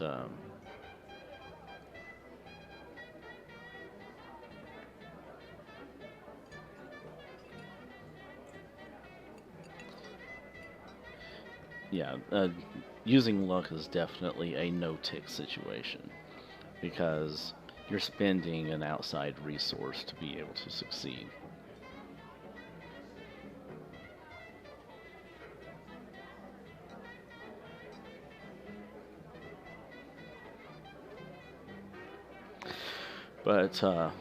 But no, since you didn't see anything in there about it not granting on pushes, which I would say is valid because there's usually a dire circumstance or dire drawback, uh, a very bad situation that could come about by you pushing something, and pushing should not be done lightly.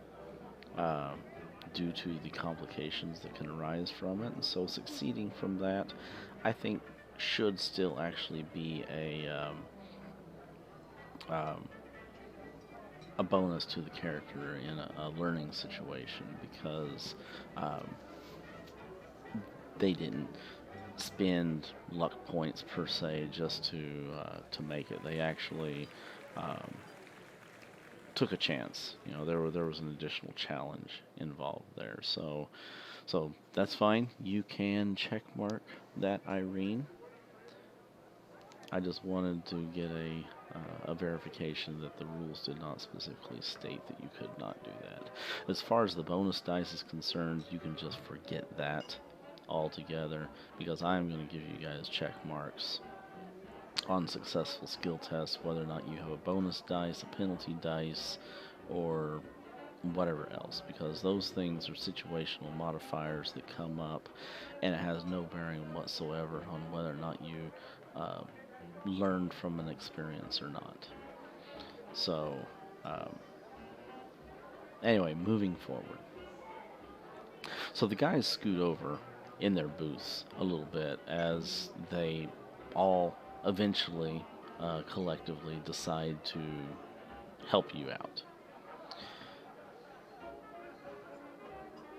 You can tell that um, they're not specifically using low, hushed voices and stuff, but at the same time, they're talking quietly. Um, you have to listen carefully to be able to hear them over the music as they tell you about their story.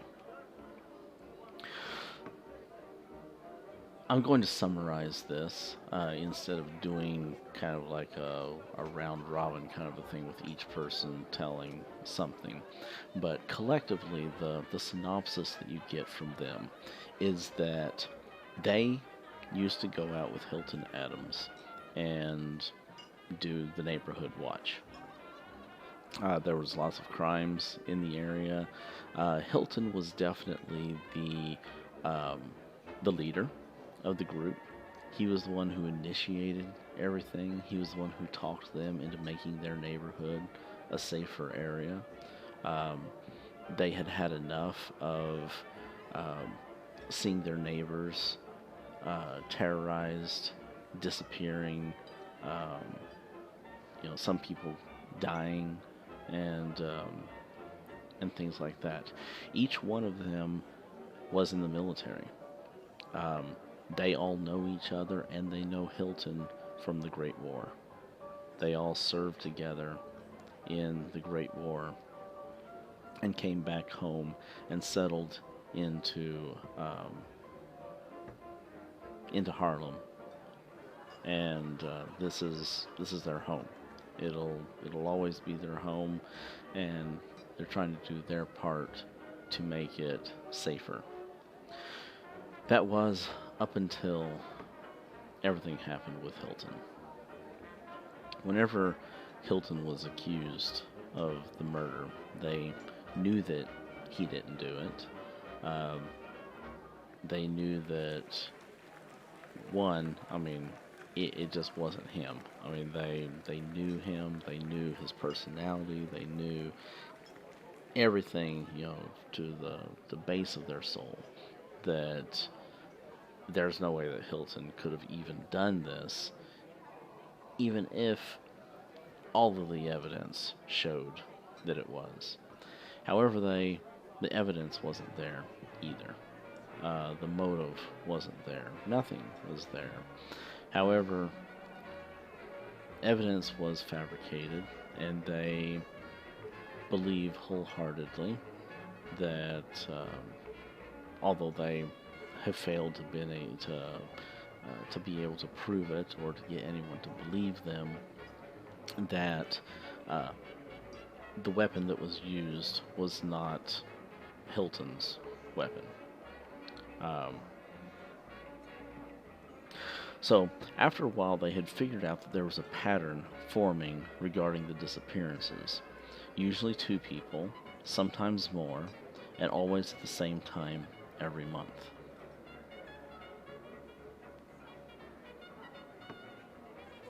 We'll get to that question for you here in just a second, Irene. Once Hilton managed to stumble across someone being attacked when he was out on patrol, and drove the attacker off. In the fight, he tore a strip of red cloth from some sort of a weird mask the attacker was wearing. It wasn't long after that the police started making threats.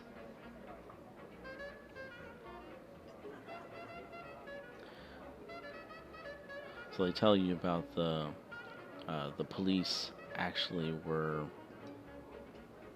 harassing them as they were trying to do their neighborhood watch thing. You know, this is the business of the police. You don't have any business being out here. That does kind of spark a little bit of a recollection in Kansas's mind. There was the killers did have a red strip of cloth tied around their heads.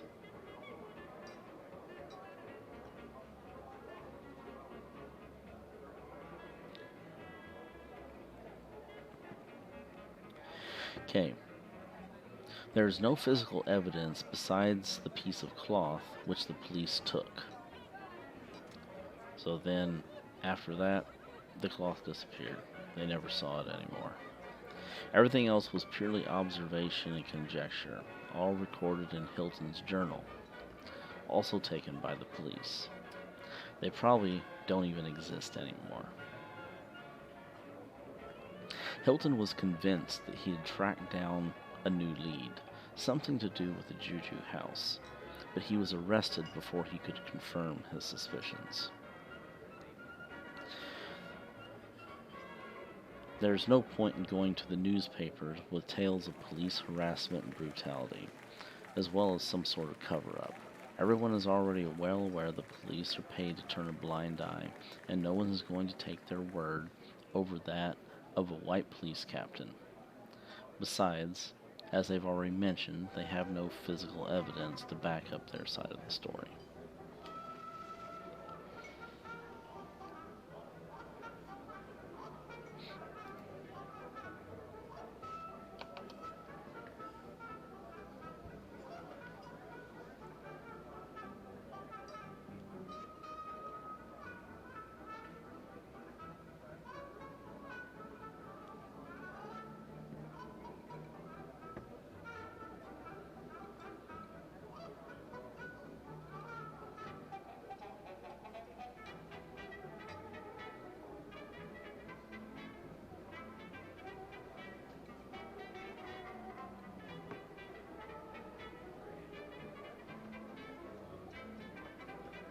There's no way of knowing.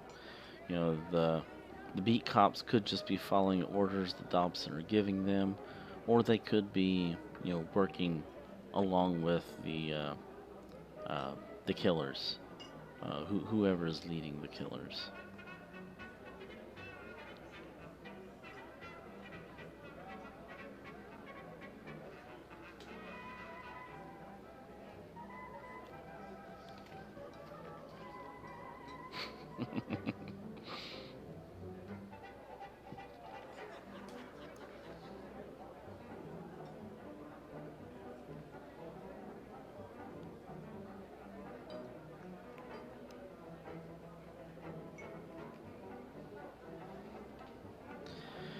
They also fill in a little bit more information. Some of it may be duplications of what Hilton has already told you, but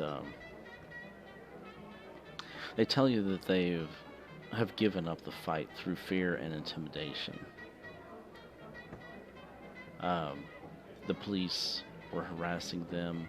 They knew that it was only a matter of time before they would be accused of something as well, just like um, just like Hilton was. They have families that they need to look after. Um, the guilt was immense, but they were also trying to look out for Millie's safety as well. Because if anything happened to Millie, then uh, Hilton would never forgive himself, nor would they.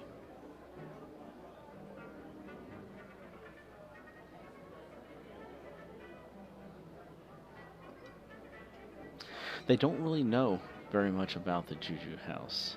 Um, Hilton had his suspicions about it, but as they said, he was arrested before he could really look into it.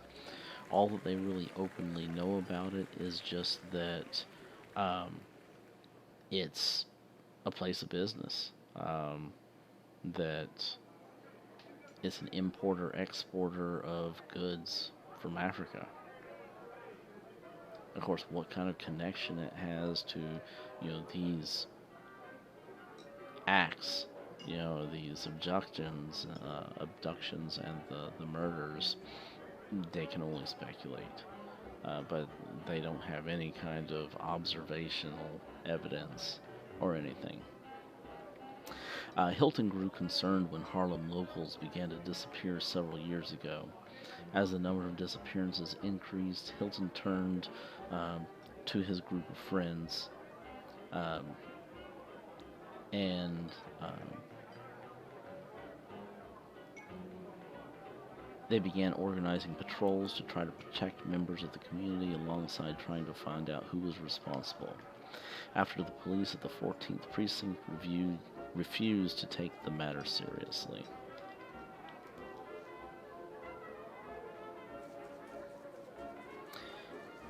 Even after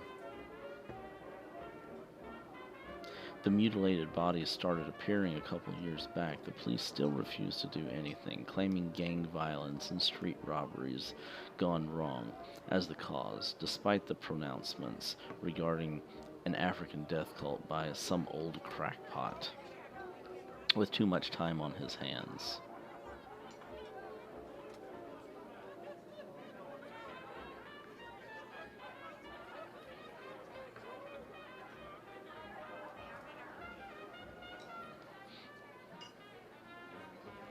They look at each other upon hearing Irene's question, kind of look at each other questioningly, and kind of shrug, and is like, "No, I can't recall of anyone having ever been found." Hilton and his friends focused on the death cult link and managed to turn up a reference in New York Public Library about some long dead cult from East Africa.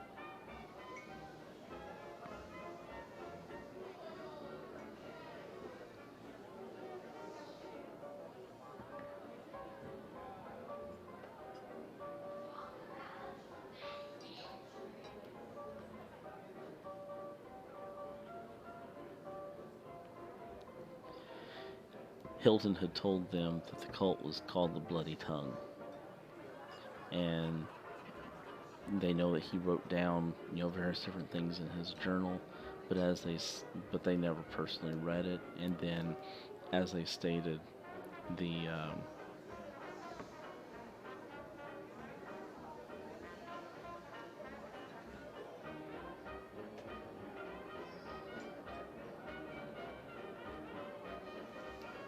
that the journal got confiscated by the police. The group's continued activities didn't go down well with the police, who warned Hilton about the dangers of stirring up trouble. Pressure was also applied to a couple of Hilton's friends by their employers, members of the conservative Old Guard, who were concerned that the group's activities would only bring Harlem into disrepute, especially all the cult nonsense, which, as far as they were concerned, just played into white perceptions of black people as uneducated savages. This was also further backed up by their respective church elders in a series of pointed sermons.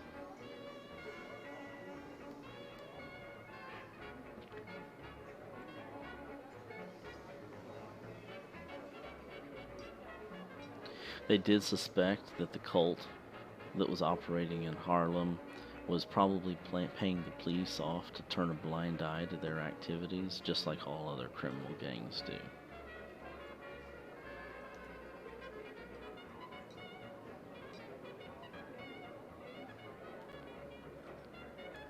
I'll come to that answer for you here in just a second, Irene. One night shortly before his arrest,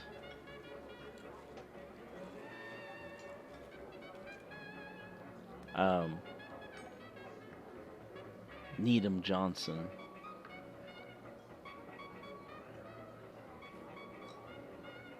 heard Hilton talk about the Juju House, but they really didn't know anything more about it. And then he was arrested on September the 24th after he was found standing over the body of a middle-aged white man in a dingy alley not far from the Harlem branch of the New York Public Library. The police, allegedly alerted by the dying man's screams, claimed to have seen Hilton throw away a bloody knife when confronted. The knife, which was later presented as evidence, was Hilton's Army-issue bolo knife, was recovered from the scene and formed the crux of the prosecution's case against him. Although his friends also know that he never carried his bolo with him whenever they went out on their patrols. That Hilton always just carried his pistol.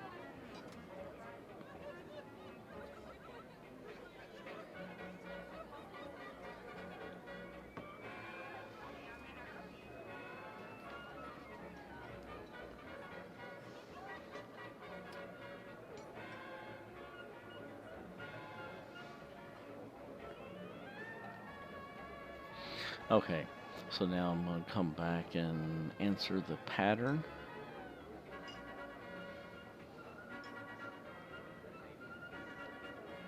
It was always in the dark of the moon.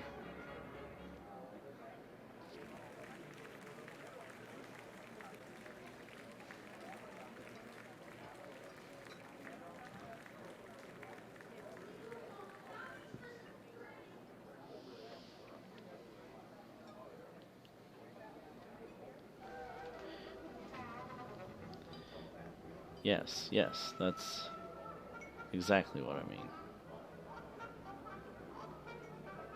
Not every new moon, but all of the disappearances did take place during a new moon. The killings, though, they took place at different times, apart from the disappearances.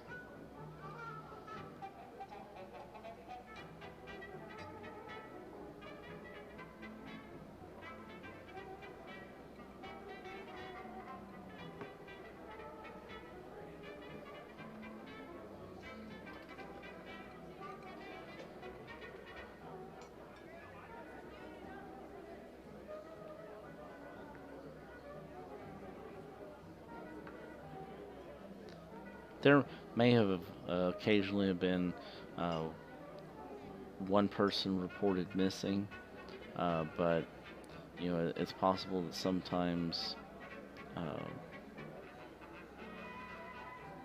the missing people weren't ever reported.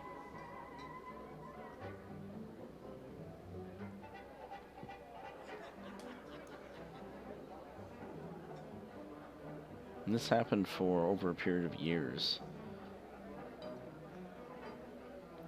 and so sometimes there would be two people would be um, reported missing that people knew were acquaintances and often hung out with each other, and other times that there would just be, an individual that would be reported missing. But you know how it is with missing persons reports. Sometimes they could be a runaway. Sometimes it can be someone who decides he just wants to leave his family and not ever come back again. Sometimes it may be some mobster that decides that someone needs to take a swim.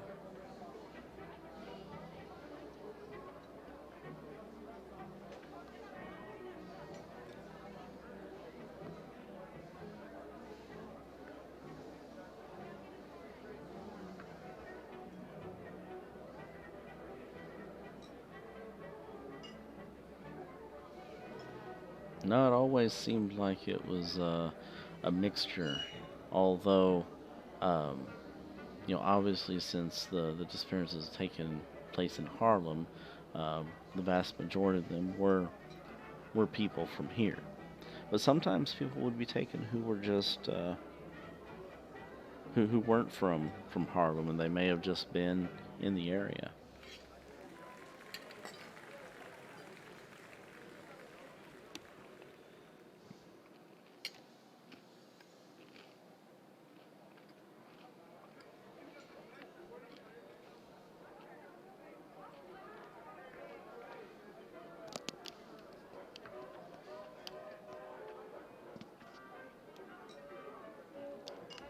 Of course, those other people would always misdirect and throw off um, the the commonality of the missing people, because they would say, you know, oh, John Jones from over in Manhattan went missing. Well, you know, that doesn't have anything to do with what's going over in Harlem. But upon further questioning, you would find out that people here in Harlem had actually seen uh, that man that evening.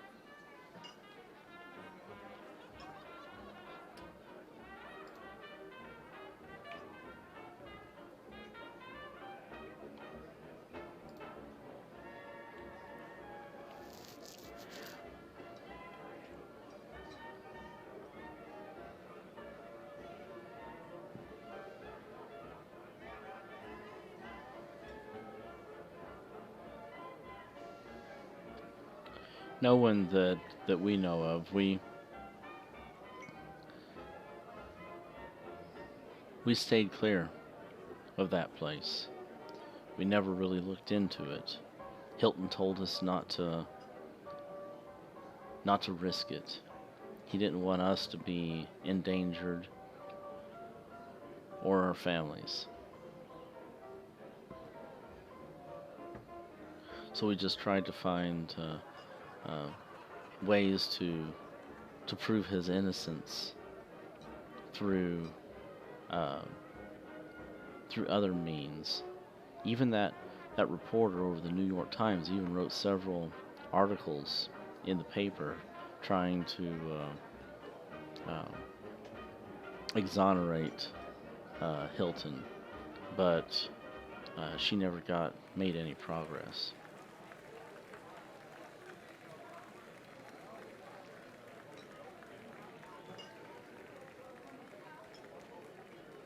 I know it's possible there could have been, but not that we have heard of.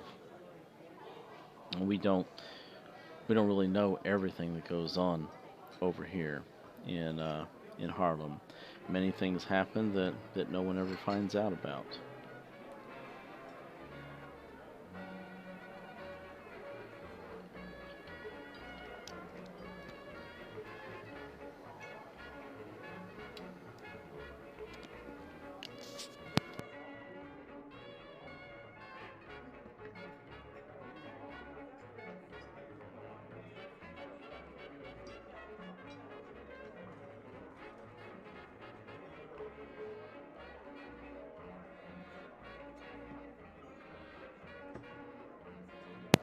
Nothing than our own personal knowledge, our knowledge that we knew that Hilton never carried that knife with him, the knowledge that it was at home, and the police took it and his journals and the red cloth and everything else whenever they did a search of his residence.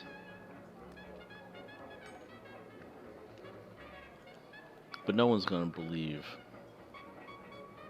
black men from Harlem, as opposed to a white police captain. They're just going to say that we're lying and we're making stuff up to try to make it look like he didn't do it, even though he did. They had the proof, and the proof was what the judge and the jury wanted, whether it was the truth or not. Never really looked at it that closely. It just seemed like it was a piece of red cloth.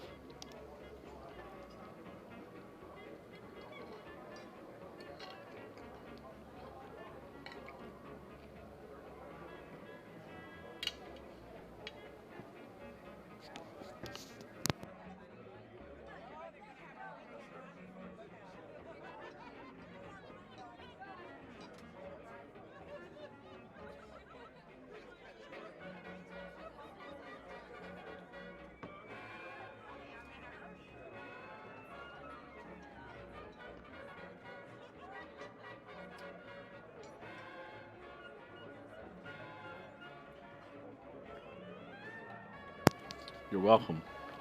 I hope you the best.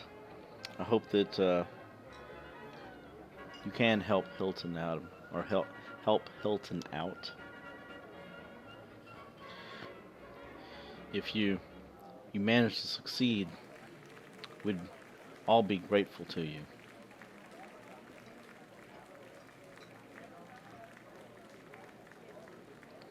By the time you wrap up at the saloon / restaurant club, then it's pretty late at night. It's around 9 o'clock.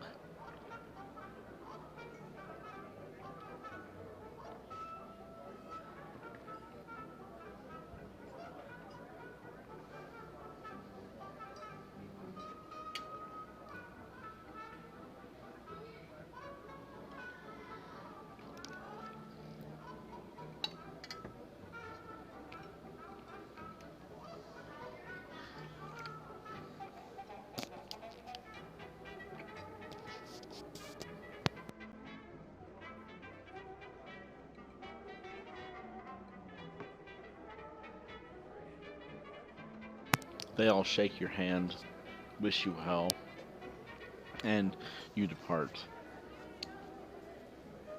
the club. The streets are dark, covered in snow.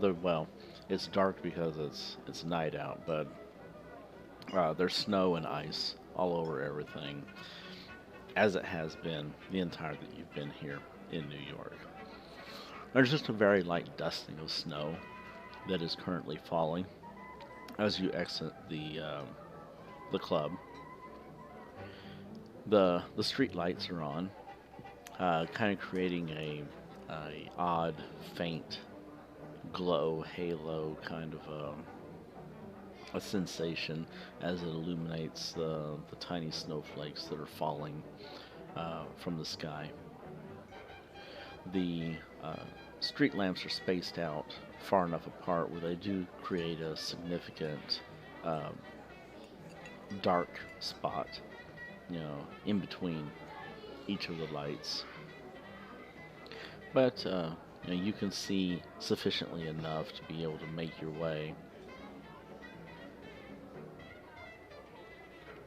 along the walkway without tripping over anything. Because of the snow, the snow um, reflects quite a bit of the light, and you're able to see the sidewalks and the ground, relatively well. Give me a knowledge roll, Irene.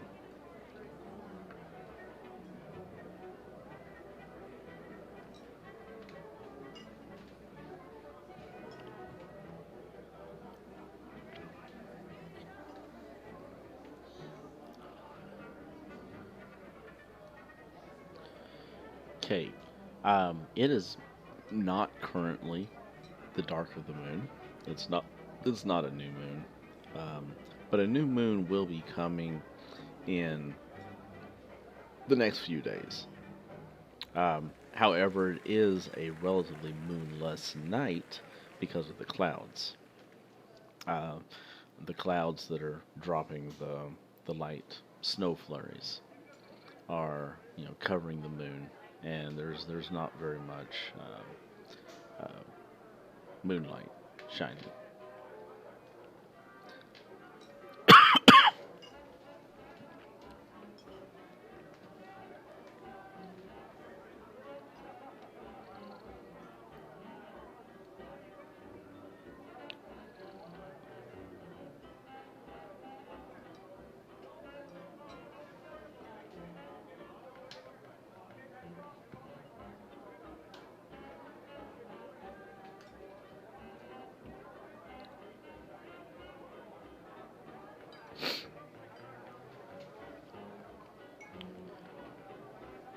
Okay, we're going to excuse me, stop that.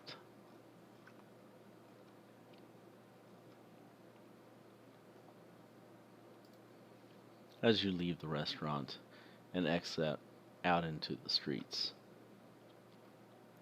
I didn't catch that. Was that play the song out in the street?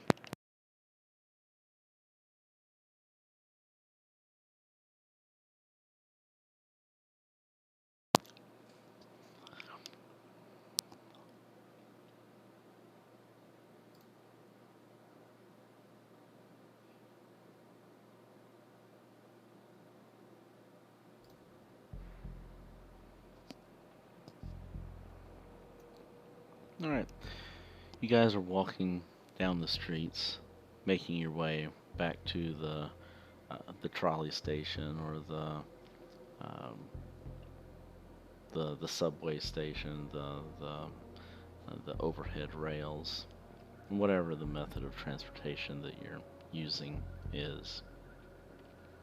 You can hear the clicks of your shoes hitting the sidewalk, the crunch of the snow underfoot. And after the tales that you've been told by uh, the the four individuals inside the bar, kind of sets you a little bit on edge. You're kind of looking over your shoulders, kind of peeking into the shadows, just a little bit curious as to what you might find in the darkness.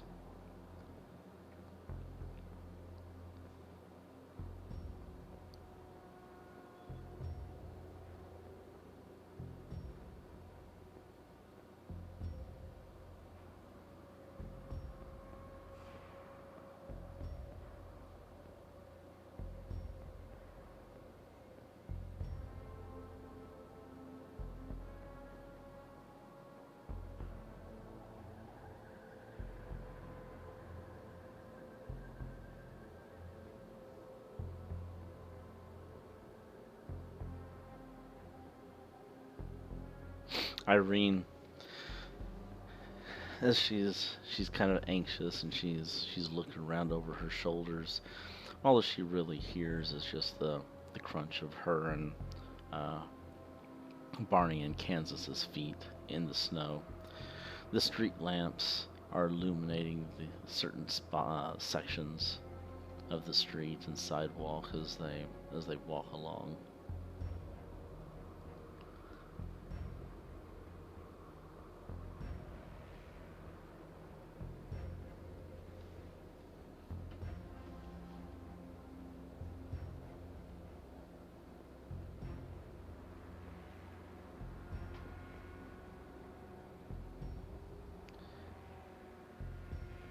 And then Kansas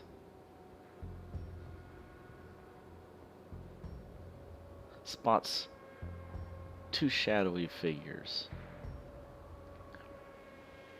down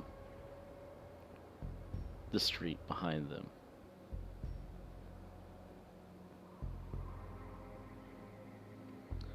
He glances over his shoulder, and it's just a flicker. Just for a moment, he sees the shadows. Looks like two individuals, just as they were passing underneath a street lamp, and then they entered into the shadows outside of the lamp's illumination. Barney, also as he's looking around, he sees the two figures as well, and but he can't make out any kind of specific details. Kansas just catches a glimpse of a little bit more specific description, or sees a little bit more. He sees what looks like maybe to be a glint of metal, and the individuals are wearing some sort of a dark clothing.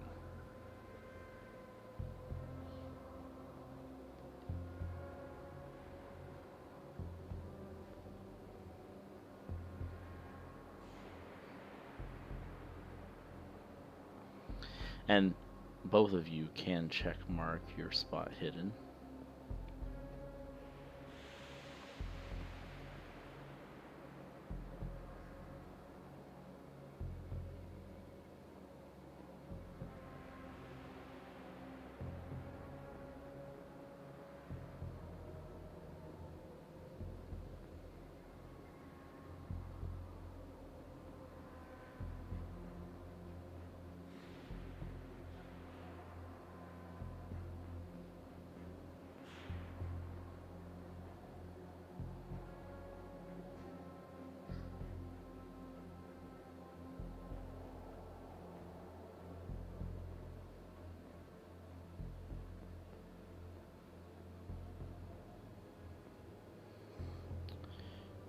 With this new knowledge that you have, sharing that information with your friends, how are each of you going to react? Kansas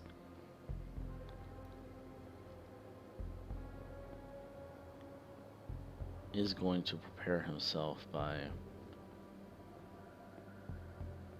handling his pistol, knowing that feeling the gun in his hands will help to ease his anxiety slightly.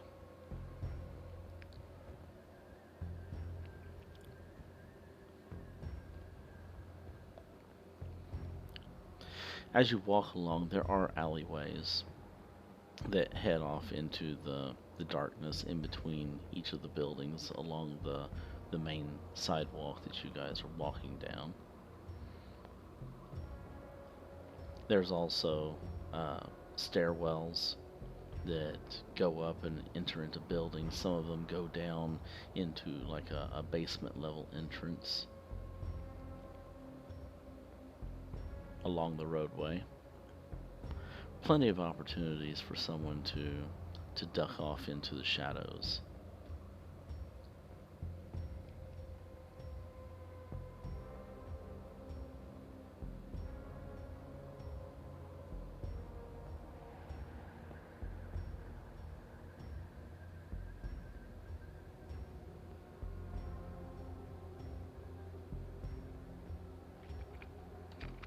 So is Irene going to let them know what she's doing, or is she just going to act on her own volition?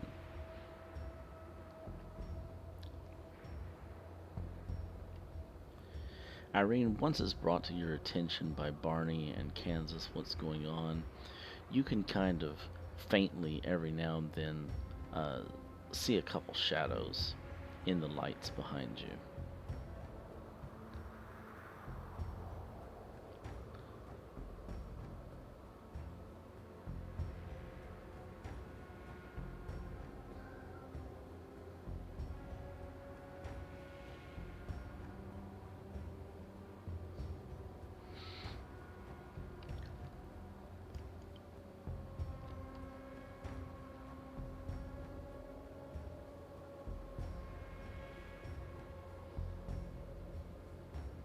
As you're walking along, Irene ducks off into a darkened alleyway. What are the other two of you going to do?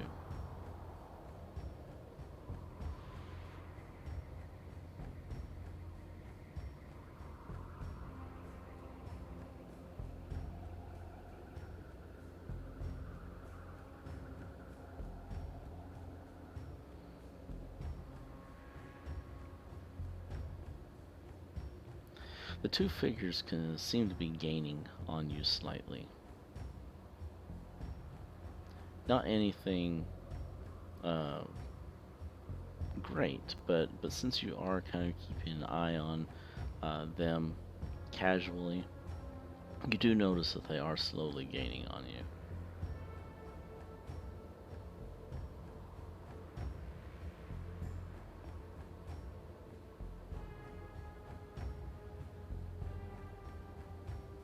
That's fine. You can, there's open alleys.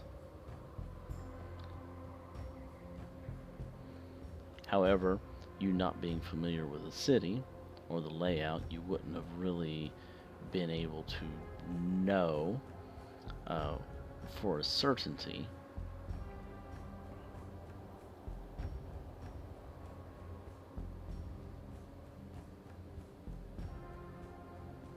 if you were specifically looking for an alley that you can see light down on the other end of the alley, then give me a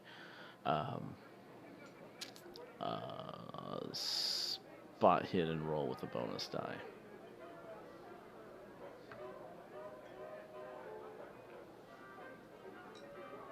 Oops.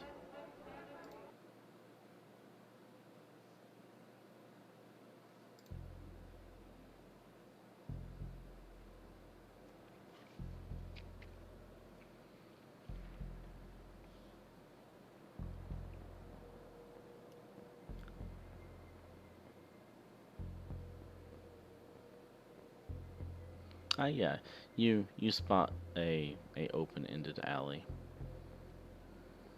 You see light down at the other end of it, and you kind of duck off into the shadows of that alley.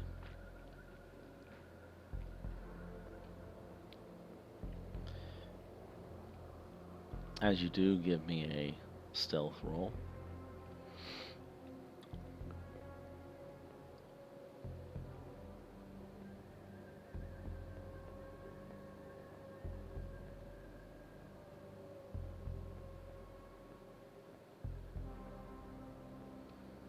Okay, the other two, Barney and Kansas, they continue to nonchalantly walk ahead. You figure at the current pace that you were walking and the distance that the other individuals were behind you, that it's going to be a matter of about half a minute before they'll get to your location.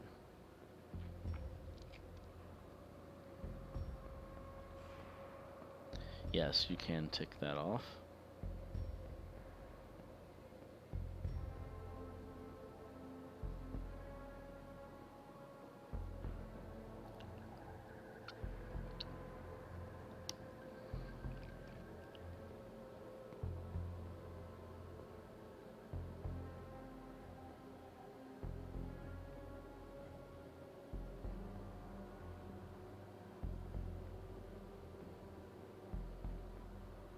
So you're letting them pass you, Irene?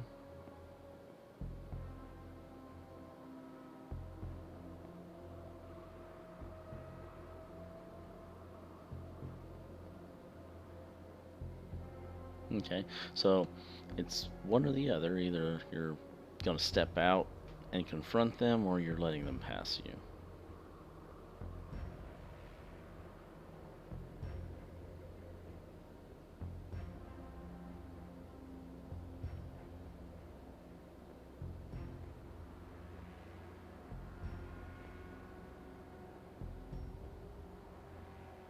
Yeah, they do not come down the alley. They're continuing to stay out on the sidewalk, um, walking along.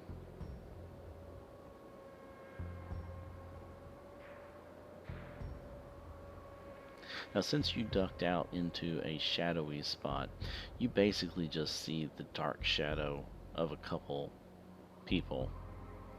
Look to be probably about the build of men or something like that.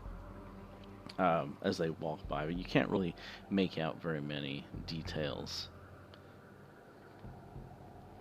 since you're in a very dark area.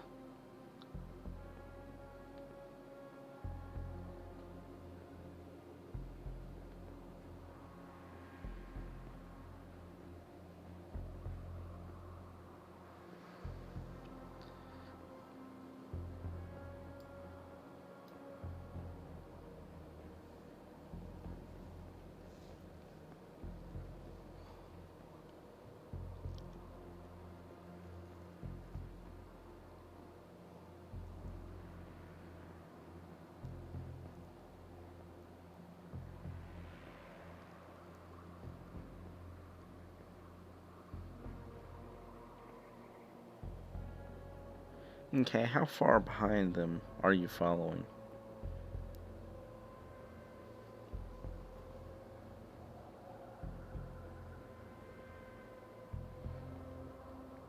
You're getting fairly close to the station.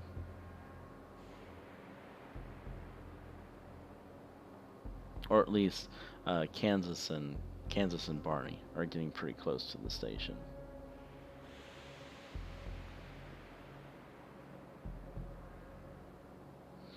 Okay. Don't need a specific distance. Basically, what I'm wanting to know is narratively, I'm getting close enough to where I can make out details on them, which means that they're going to have a higher likelihood of hearing you or spotting you behind them.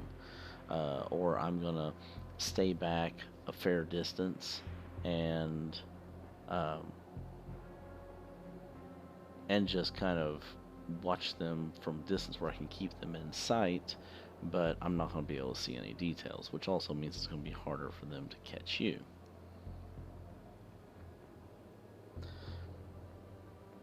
Okay, are you continuing to try to remain stealthy, or are you just stepping out into the street and walking like normal? Okay, give me another stealth roll.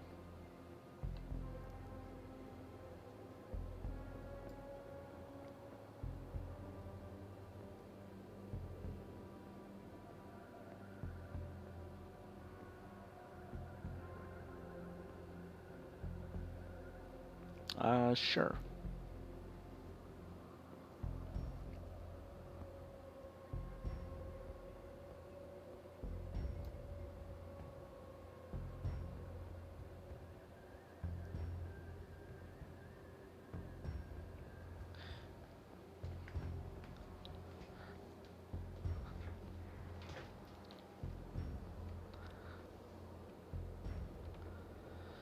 Are you going to stick with your hard success, or are you going to go with an extreme? Okay, you get in behind them, and you are like a ghost. You match your training kicks in. You shadow these guys um, like a pro. You're matching their footsteps so that your sound doesn't give yourself away. You're sticking to the shadows, kind of staying out of the light as best as you can, while also staying close to them. using the night as your ally, the moonless sky. And the individuals pass through the street lights, and you're able to make out details. You see two white men, both of them wearing caps, wearing a blue suit of some sort, and each one of them has a firearm at their side.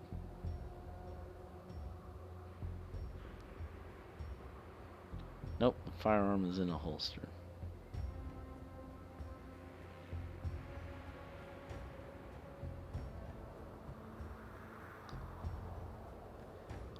It is cold. They're wearing like some jackets, some hats, trying to stay warm.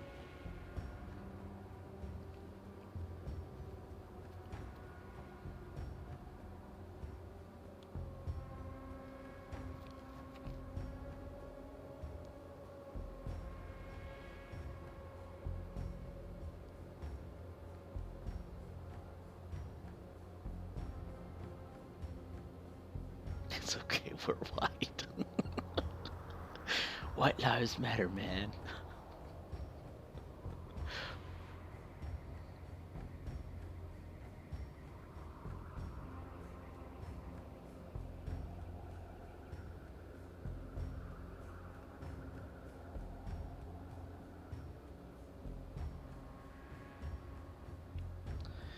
Okay, Kansas and Barney, you guys reach the tram station.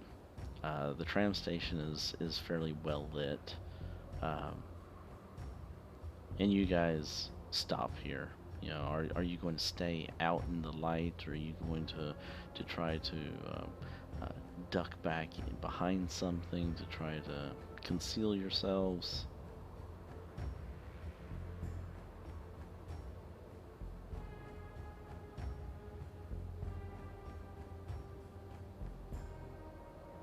Okay. You guys stand here and wait. Um, Barney, you said that you were pulling your gun out.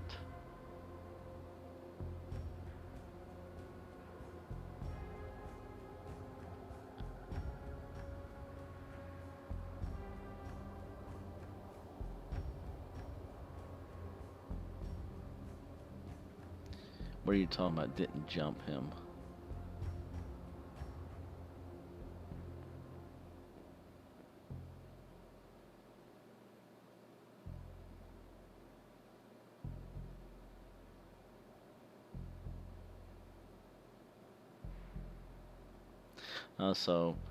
So Barney and Kansas are walking together down the sidewalk. Irene, she ducks off into the shadows. She waits about 30 seconds or so, and the individuals pass by her, and she steps in behind them. You guys are walking out ahead of them. You get to the tram station where it's well lit.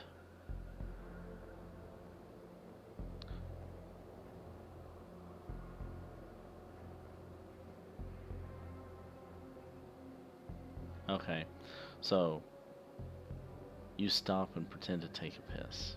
Got it. So how long are you waiting there long enough, pretending that you're taking a piss for the guys to get up to you? That's the question.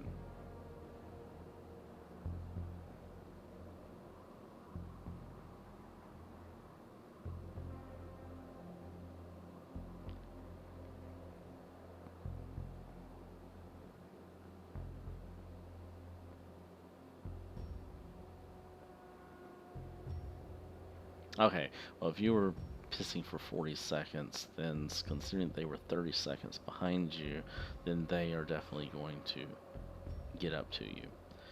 And so, did you stop in the shadows, or did you stop in the light?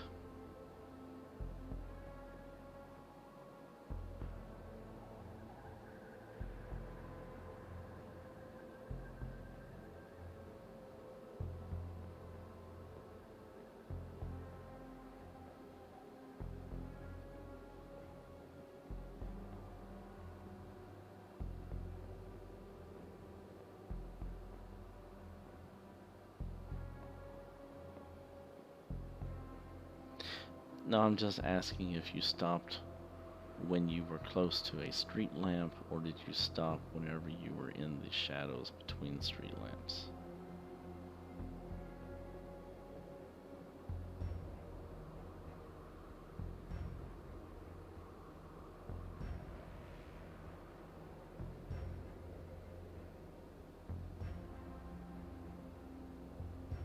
Okay, that makes perfectly good sense, just clarifying the scene. So, as you're standing there taking your fake piss, you can see the individuals approaching to you. They pass through the street lamp, and you can see now distinctly that they are indeed uh, two men that wear some dark blue kind of uniform suits, something rather, with large jackets on, and they have a cap on, and you can see a glint of metal from a badge of some sort. And as they come into the light, you see that, and you're standing there kind of in the shadows, but not making any attempt to remain hidden or anything. And they say, "Hey, you, what are you doing there?"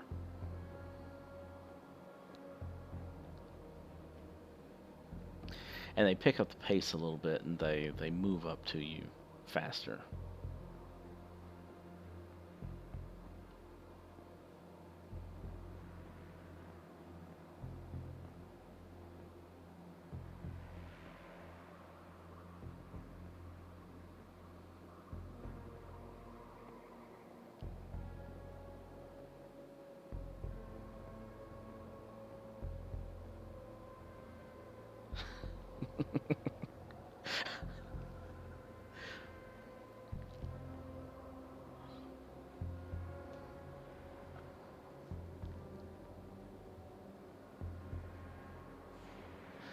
Public urination in the shadows of a street.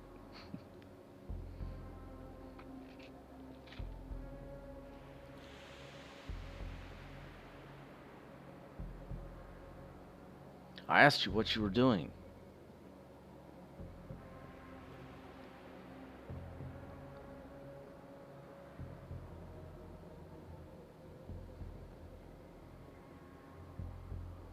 Skulking in the shadows over here.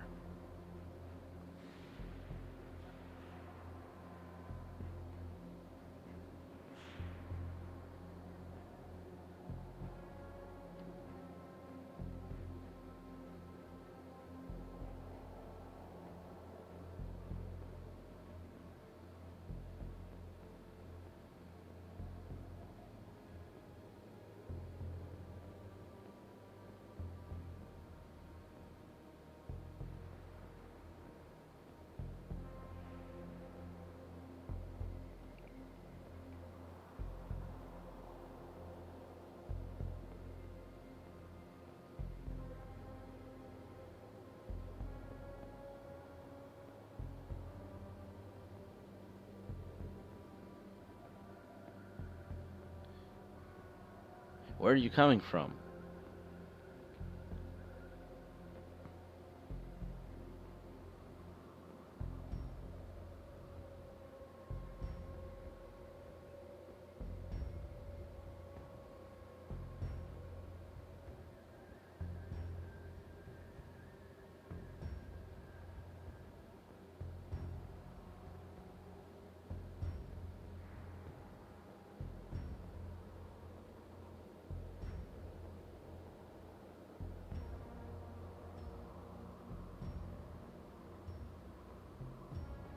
They kind of they move up to you. Even though you're in the shadows, they're now close enough where you guys can see each other plainly enough, um, with the dim lighting from the lamps on either end of your location.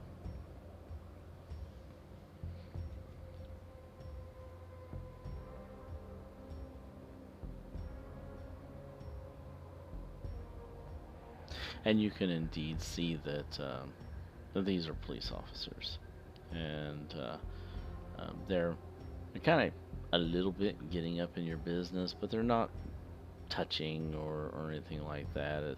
It's you kind of get the sensation they're trying to get close enough to see if they can smell alcohol on you or detect anything about you. You kind of know what to expect, and or you get a good feeling of what they're doing. And this is kind of standard police behavior. They're suspicious of you, so they're checking you out closely. Where are you guys going?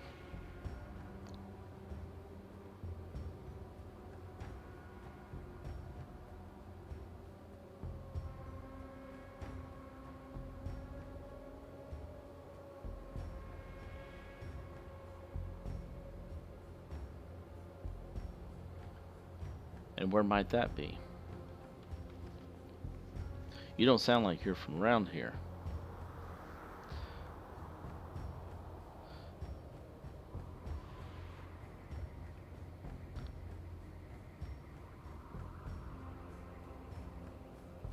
These are sharp cops.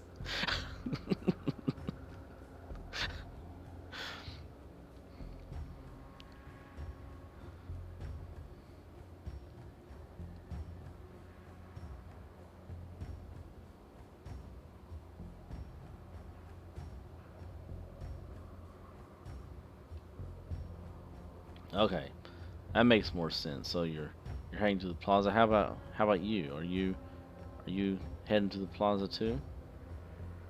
Just been out hitting the clubs tonight?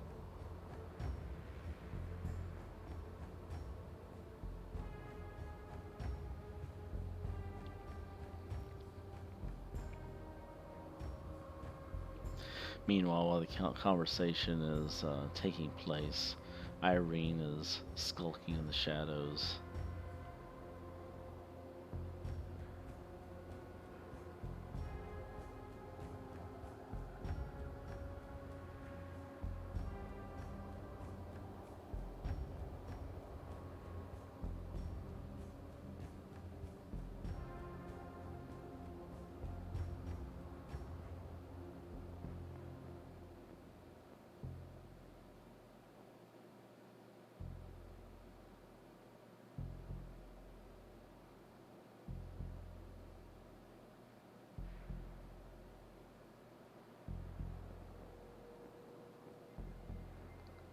Well, the rail's right up there. Make sure you guys stay out of trouble. I wouldn't hang out in Harlem at night if I were you.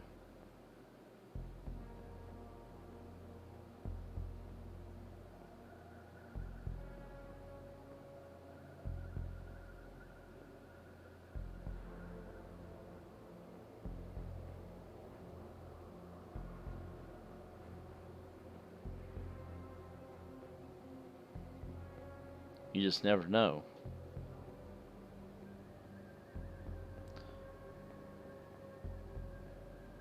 I mean, it's not a bad place, but it's not the safest place either.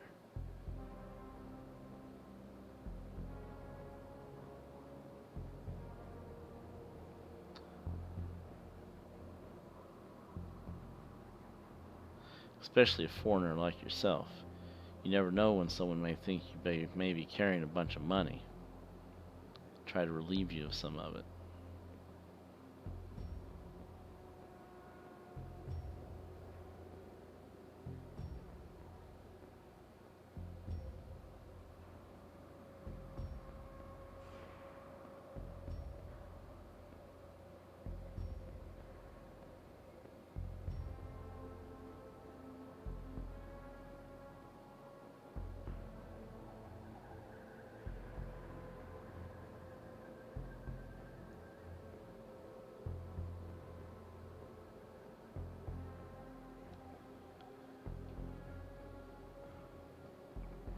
Anyway, I suggest you catch the rail over there and head back to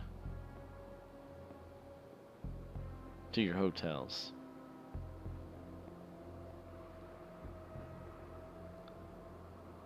No more hanging out in the shadows, okay?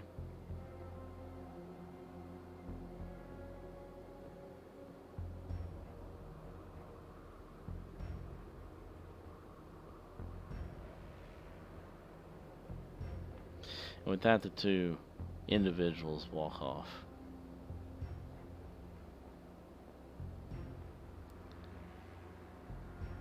They continue past you, and then they cross the street, and they walk.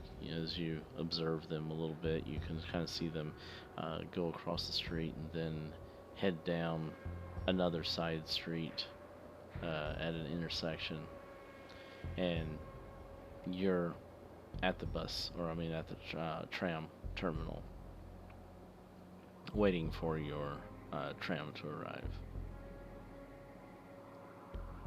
You wait there for a period of time, trying to stay as warm as you can in the light snow and blustery weather. And soon enough, a tram arrives. You get on, and you take it back to the area of town where your hotels are.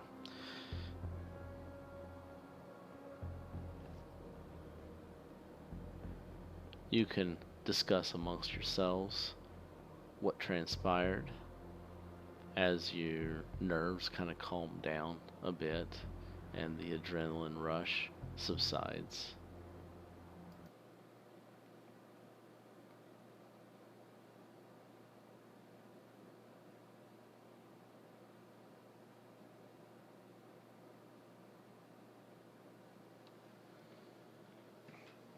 All right, Barney.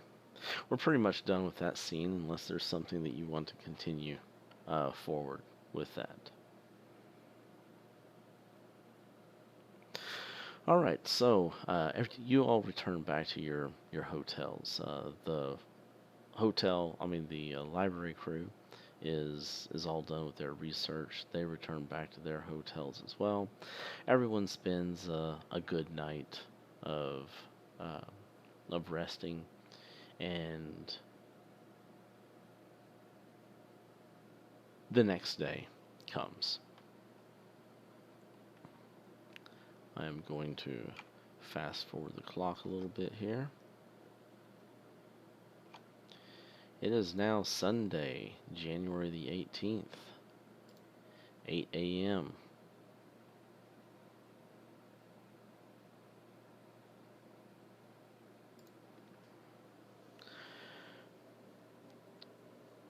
Alright, the next day, everyone give me a luck roll after a good night of rest.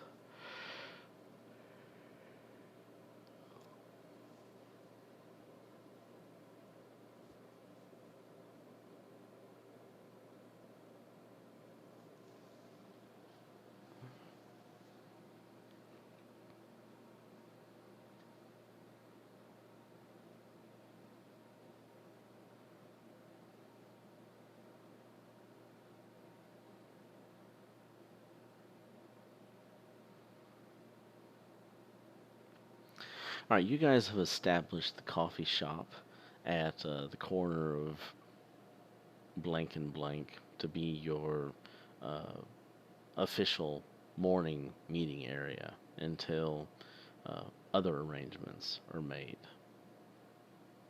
Yes, a D10 if you failed. That is correct.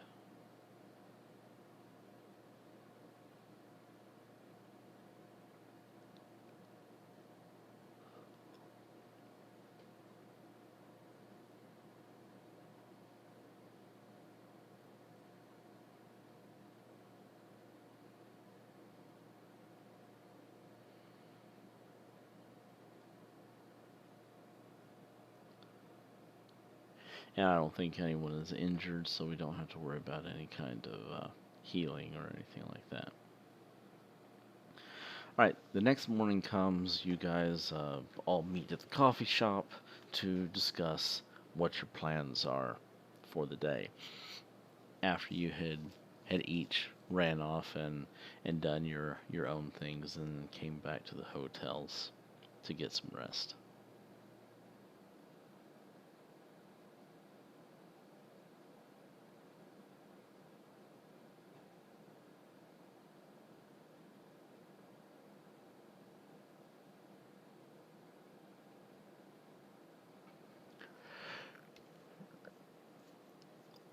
There's a possibility she could also just phone him without having to make a day trip.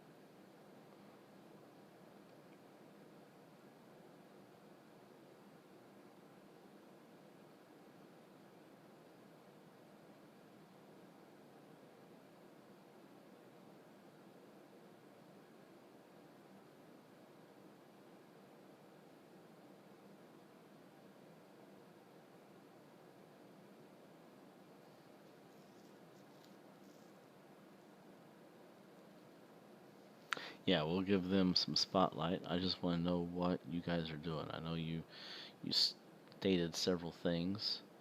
Charles had compiled his letter that he was going to take to the station, and so he can do that if he wishes.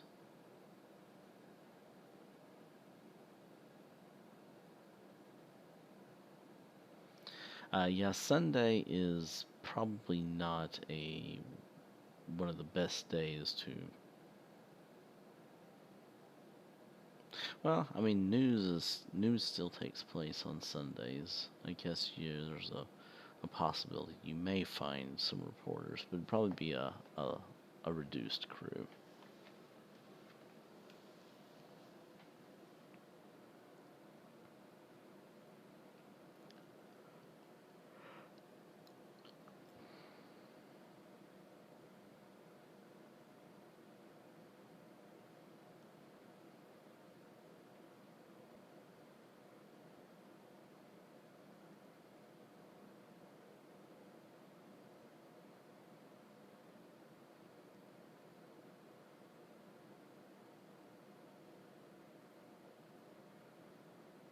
All right, it's going to be easy enough to know where Erica Carlisle lives. The Carlisle estate is well established, um, and it's not going to be hard for you to find it at all. So, if you're just going to drive out or take a cab or whatever out to the Carlisle estate, then that's one thing. If you're going to try and get in touch with her some other way, then uh, let me know how it is that you're going to try to get in touch with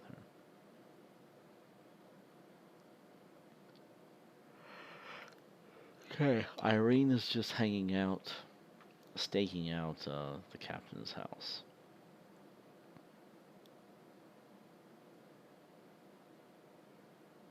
That would probably be a safe assumption, Kansas.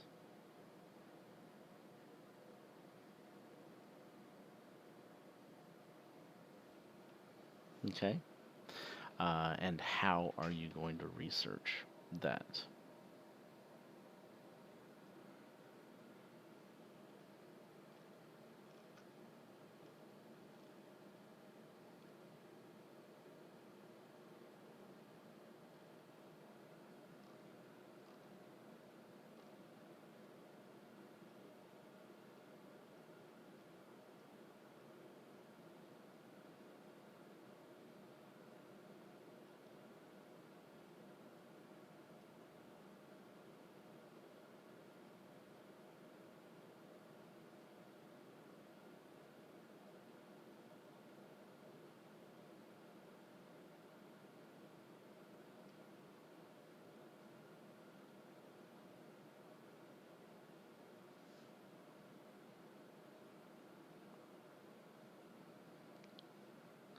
Why, Kansas, are you saying that you want to try to get a hold of me so we can go out sometime?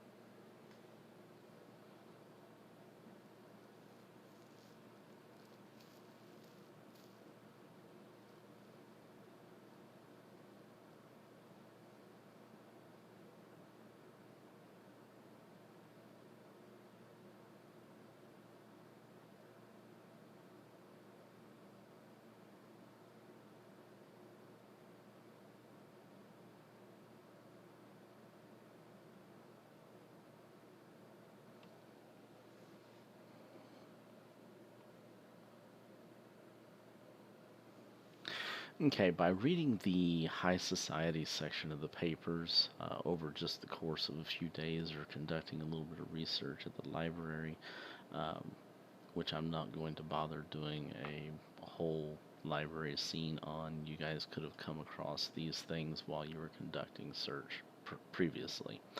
Um, Looking up stuff about Carlisle, you would have seen that Erica Carlisle basically took over the family businesses after the disappearance of her brother. Um, the or the family businesses have actually uh, done well and been prospering uh, under um, her ownership, her coordination, if you would. And the Carlisle family does own uh, many different businesses of different types around the area. Um, there's also the Carlisle House um, at Westchester, and um, she's, this high society stuff, talks about her being out doing this or that and various different things, but most you get the feeling that she's not really a socialite kind of person. Um, the sightings that they saw her out at uh, whatever the happening social place might be, the nature of the article was how unusual and lucky it was for them to see her out in public. You get the idea that she mostly stays holed up in her estate, or she's managing one of the businesses or another. She is conducting on site business at at the different facilities that they have. So you get a feeling that the easiest way to contact her would be to call one of the companies that is owned by the Carlisle family, or you can try to call the estate itself.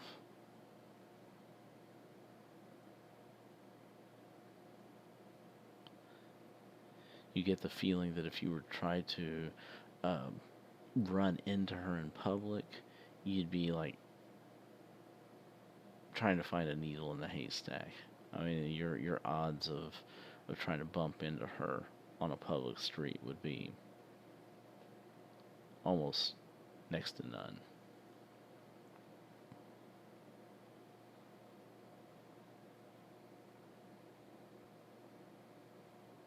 Okay, so we'll handle that, Kansas, in a little bit since you had a pretty significant scene last time. Um, Cecil, Charles, or Iris, what are you guys wanting to do?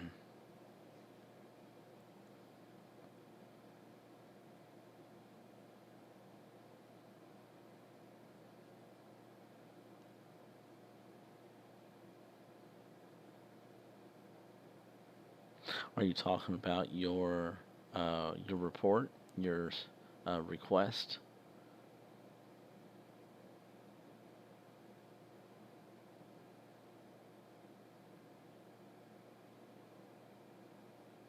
You feel pretty confident about it, but again, it's kind of hit or miss as to whether or not the judge, will actually stay the execution or not. The only other person other than the judge who could really make that determination would be the governor. Um, so, your FBI director could try to pull some strings from his end, but without the president stepping in, or the governor, or someone like that, then there's really you don't have any kind of solid guarantee, is what I'm trying to tell you. Why don't we try to attack this from two angles. And I know there was that reporter who I didn't really like, but that reporter that showed up to the funeral. I'm wondering if we could do like a team effort to basically let her let her run a story to try to get some public interest. Okay. After you just reprimanded her and belittled her in front of everyone? Yeah, I don't want to talk to her. Okay. Yeah, I'm not. I was thinking somebody else. Who grabbed her card? Was it Irene? Okay. So I do want to, while you're here with me, Charles, and I know that you're here not off taking care of your kids, um, Yeah. I want to cover you going to uh, your your office because Okay. I was assuming that you were going to go to your field office this morning. Of course, it being Sunday morning, not really a whole lot is going on here. You know, being a government worker and everything, you work as little as possible. So, um, True story. so there's not much going on at the office, but you do get in there, and Kansas is chiming in here, and there's a couple people who are working, and you slip your proposal into the your supervisor's, or at least the field office supervisor's office, and put it into his mailbox. However, waiting in your mailbox is a package of documents. Like a thick packet of documents. Not a super thick packet of documents, but enough to fill up a Manila envelope. You know, kind of like a interdepartmental envelope type of thing. All right. Um, Charles walks in, makes a black coffee, guzzles it, makes another one, guzzles it, makes another one, and then walks in. It's like, hey, morning, George. Anything exciting happen over the night? No, no, not much. I've been going on here. You know, the normal business with you know the bootleggers and everything else. You know, but nothing major. You get a couple of guys on those prisoners, Yeah, like I asked. yeah. We sent some guys over there. They weren't over there anymore. The prisoners were moved. Yes, yeah, yeah. Uh, they weren't over there. The hospital staff said that they were. The police took them the next day. Yeah, I figure something fishy is going to happen to our witnesses here. I think this story's going a little bit bigger. That's why I wanted to get a hold of them, but maybe they're just down at the police precinct or something. But I want to Yeah, get my hands on those guys. yeah. They said something about them being transferred to the jail. The hospital staff said that they didn't really think uh, that they were well enough to be discharged, but the police captain was pretty insistent on it, and he wanted to make sure that they were secured in the jail. Yeah, that's exactly why that draws some suspicion. I saw them; they weren't going nowhere. Gut shot, knees blown out. They're not exactly the run hazard. We didn't look into it any further, though. We figured if you wanted to, you could just go down to the police station and take care of it yourself. Yeah, I'm gonna head down there, but I ain't got no jurisdiction. That's why I was hoping something from the top came down. Well, neither do we either. I mean, you know, it's it's not a federal affair. It is if the good of the United States people are in danger, and this is going besides New York. I think this is gonna be we're gonna root something out here. It's gonna be bigger than New York. You're talking some pretty dangerous stuff there. I I hope that Hey, you. you weren't in Peru, man. You see some of these death cults. It's just Oh my some crazy gosh! stuff. Now there you go talking about that stuff again. Dude, they're gonna put you in the psycho ward if you talk about that crazy Do I stuff. gotta show you my scar again? Come on, how many times do I gotta show this thing? Oh, that could have just been from your mama burning you with the iron when you were a kid. Hey now, leave my mom out of this.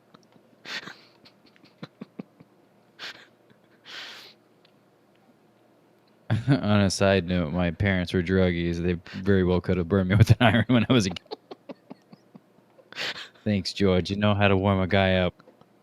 Yeah, no problem there, Charles. Or Chuck. All right, Actually, well, that's what he calls you. He calls you Chuck. why do you call me Chuck? My name's not Chuck. It's Charles. Chuck's Some short for people have been calling me Chuck's Accent Jackson lately. I'm kind of growing fond of it. Chuck's short for Charles, man. It's easier to say. Wow, you just keep those training wheels on. I'm gonna go, and then he taps the paperwork. I'm gonna go look and see what we got here. Sure And make some thing. more coffee. Have a good day. Yeah, you too, George.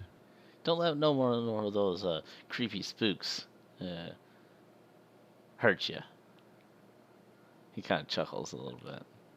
Hey, George, did you see the photos of Mr. Elias Jackson, by the way? No, I didn't see any of those. Yeah. Ask the soup to see those when you come in. You might not be wisecracking so much when you see a guy filleted open like a fish. Man, why'd you have to go and say that? I just had breakfast, man. Because you're being an asshole, that's why. He walks. All right. He mutters something under his breath as you walk away. You don't really hear what it is, but since you're walking away, but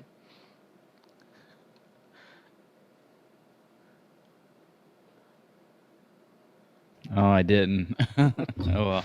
so I you figure it was something charming, so charming and intelligent. you head over to a desk and you toss down the packet of papers and open it up and you can see, the first page, in um, big letters is information per your inquisition into the bloody tongue.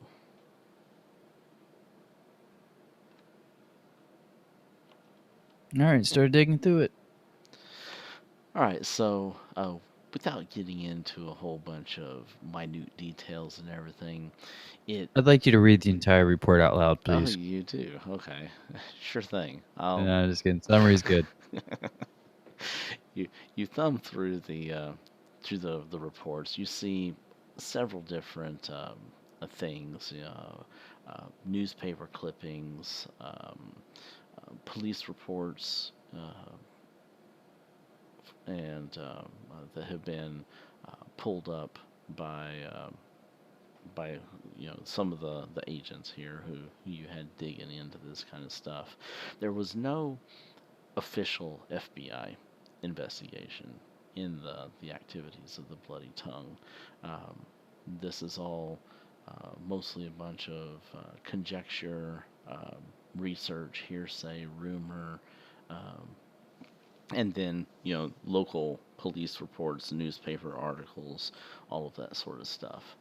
Um, Basically the same thing as what you've already determined, that the bloody tongue is um, an African cult.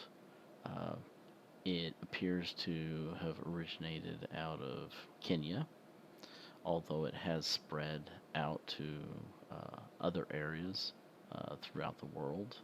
Um, it is unknown whether or not it was um,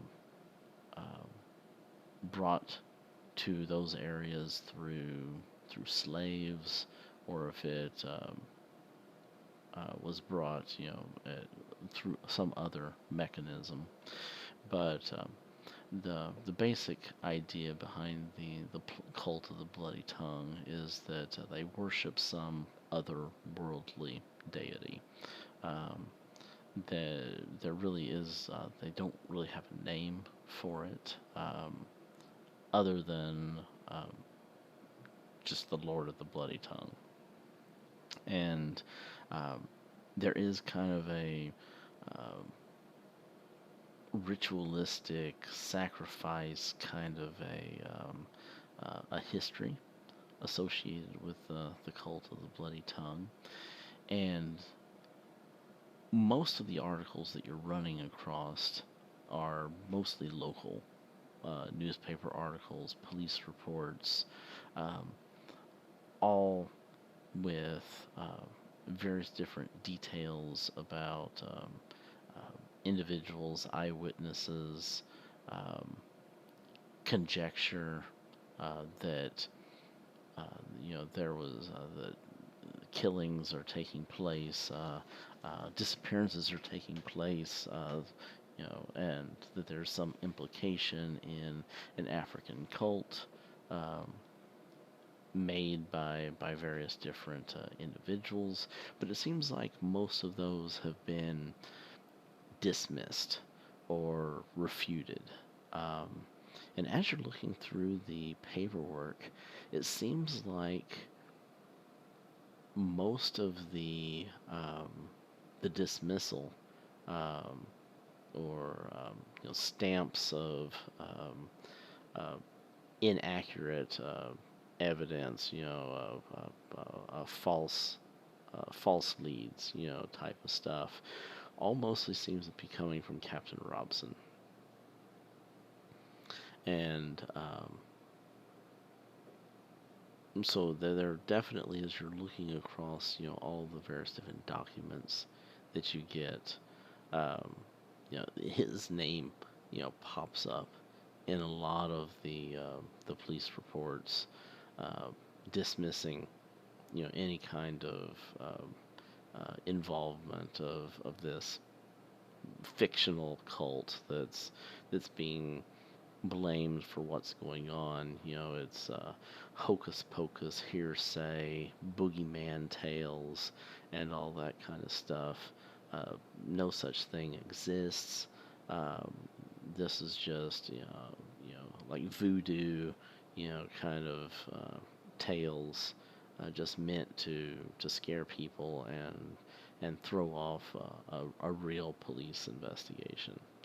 Um, it's probably the work of one or two men who are responsible for a variety of serial killings, and then the disappearances are kind of written off as being accidents or um, you know deadbeat men who ran out on their families. Moms who went into hysterics and they ran off and lost their minds or whatever, and like ladies do sometime when they get all hysterical, and probably gonna find them in some insane asylum or state hospital uh, of you know some nature,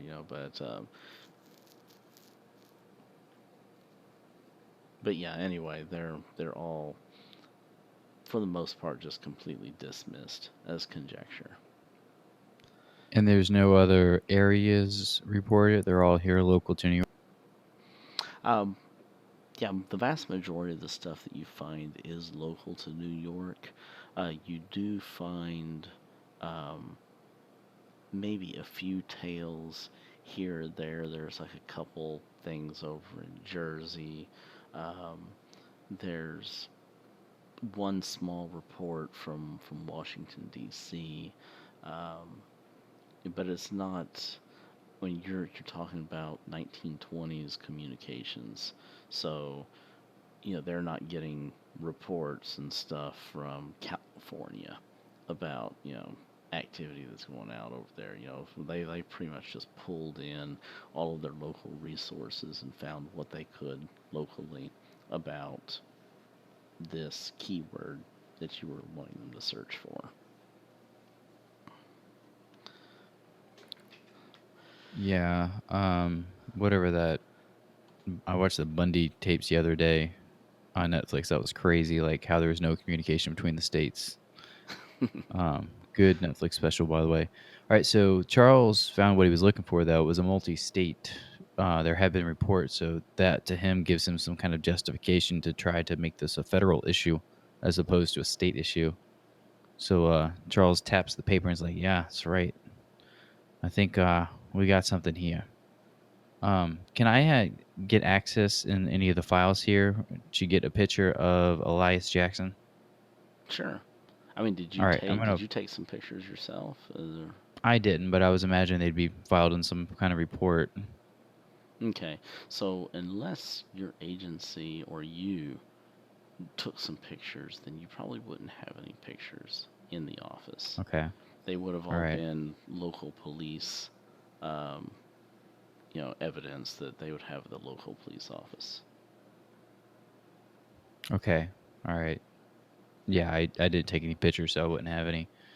I know that Irene said that she was taking some pictures. So you might Did be able Irene? to. I don't think Irene had her camera on her at the time.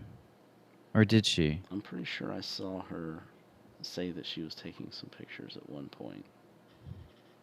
Oh, she'd have to clarify that for me. Yeah. Yeah, I think, yeah, too bad we didn't have any.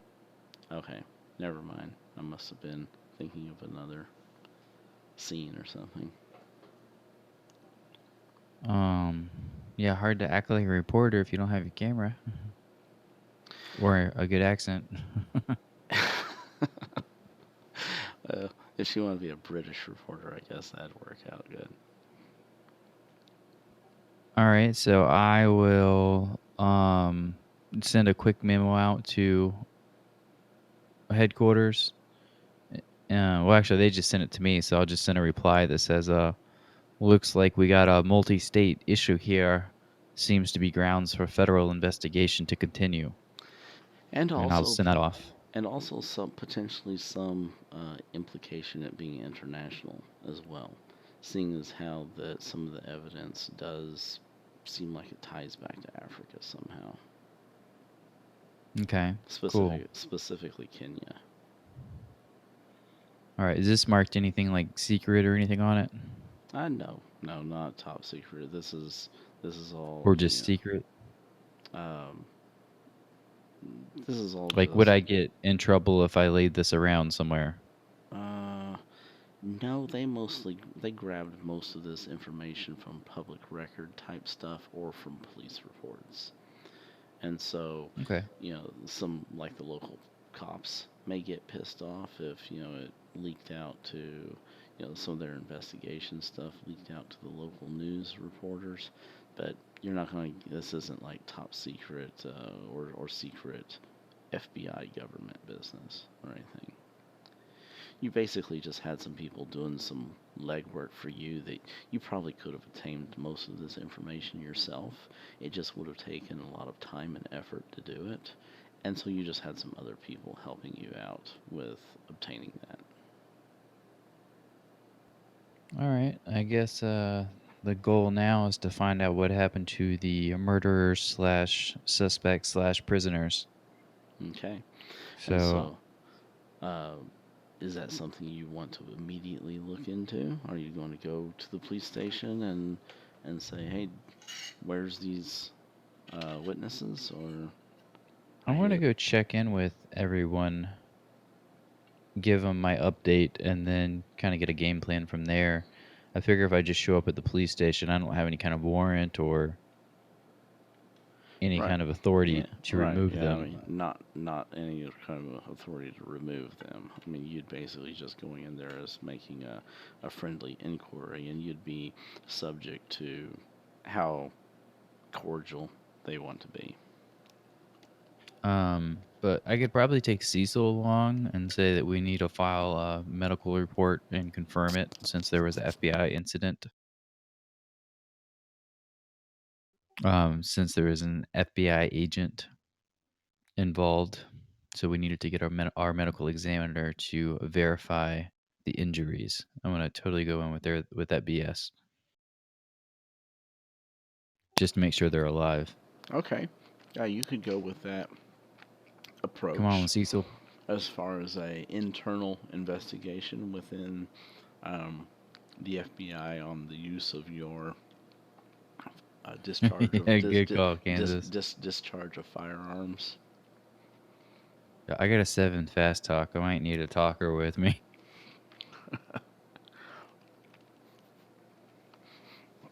Now I want to jump back just a little bit because we were kind of operating under the assumption, or at least I was, that you guys were going to meet up at the coffee shop to talk about your plans. Um, are you? And then you said that you were going to meet up with the others and talk to them about what you found out. Were you Yep. going to meet at the coffee shop? And this is to everyone in general. Was I mistaken whenever I said or assumed that you were all going to meet up and talk about what you were doing, or were you going to meet up at a later time?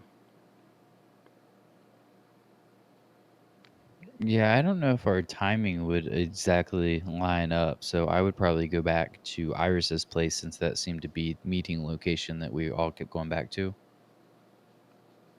Okay. And I maybe mean, there was at you least can, a message left at the front desk or yeah, something. that's what I was going to say is, you can always just leave a message at the front desk.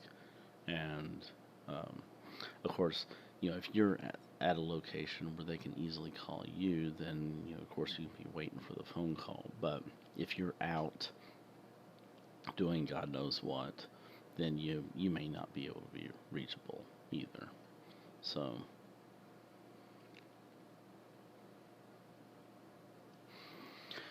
okay, so for Irene, I'm going to just jump over to you, acknowledge that you are keeping an eye on Dobson's place all day long. And um, not really a whole lot goes on there. You're keeping an eye on, there's a little bit of traffic around the house as far as coming and going. The Dobson family, it's him, his wife, his kids. They come and go a little bit. Um, you don't have a vehicle to where you can tail them unless you're going to try to hail a taxi and get the taxi to follow them or something like that. If you're wanting to try to break into the house whenever they do leave the house, then that will be an entirely separate scene all in of itself.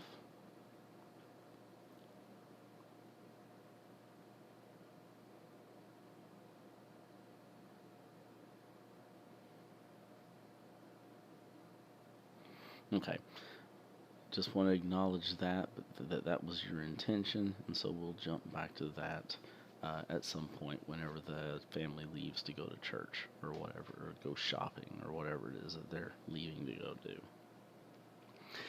Okay, for Cecil and Charles, Iris, what were you going to do since you didn't get much of a scene last time, other than the library?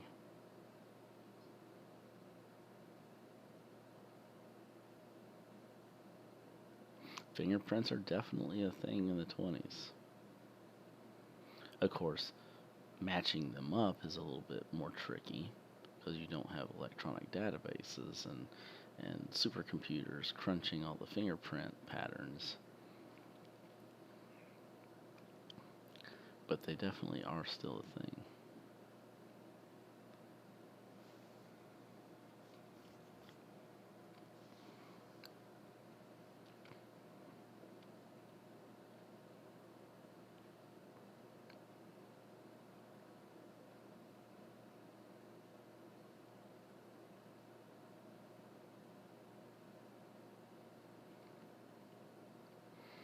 Okay, so you're going to call Miskatonic and try to get a hold of Dr. or Professor Cowles. It being Sunday, there are no classes um, in session. And so uh, Iris Hahn, being a well-known individual at Miskatonic, is given a certain amount of leeway that the average individual would not get due to her family's contributions to the university and her contributions there as well. And so Professor Cowles is not currently in session, um, meaning he's not on the campus. But you do get someone to give you his home phone number.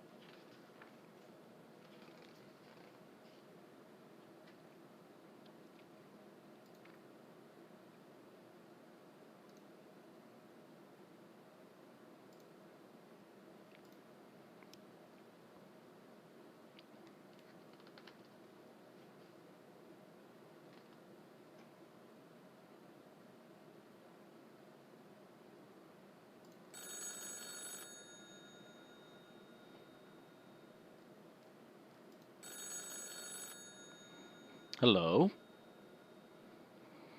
Iris Hahn apologizes for calling, and it's an important matter.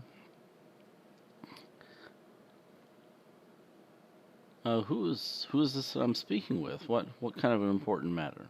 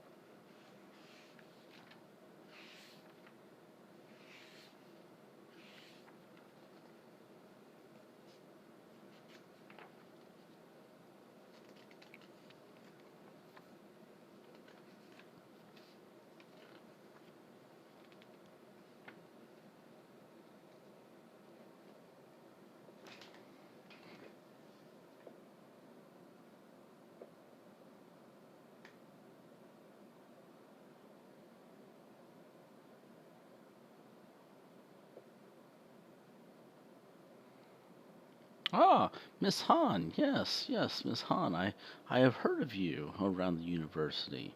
Some great things that you've been researching and written a few documents, if I recall correctly.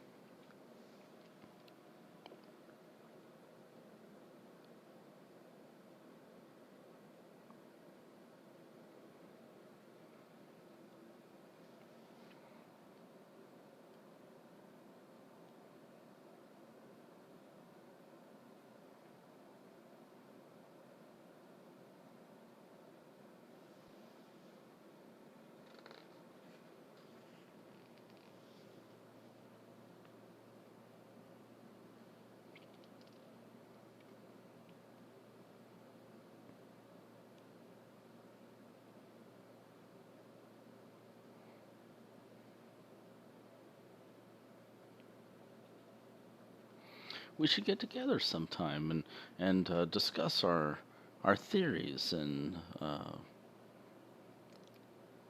research.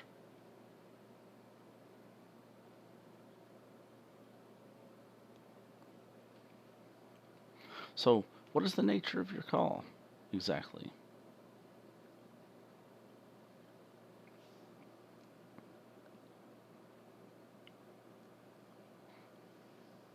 You said that you were working on something.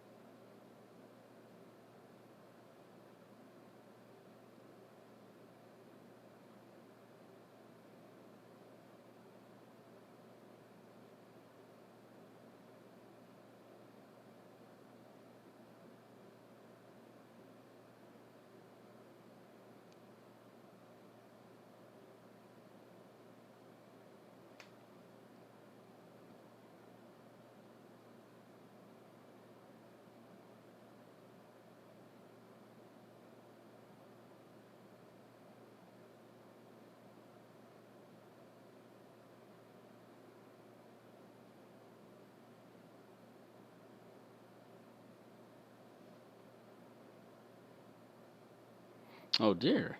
I certainly hope you haven't gotten yourself into any kind of trouble.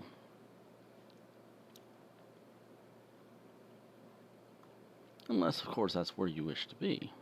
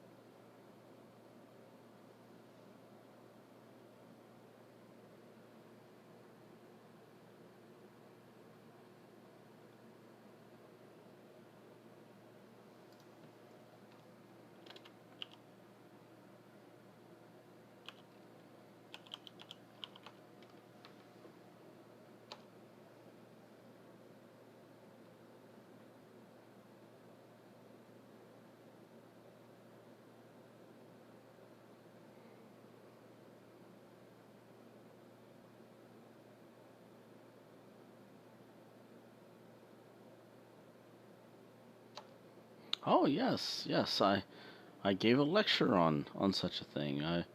When I was in New York.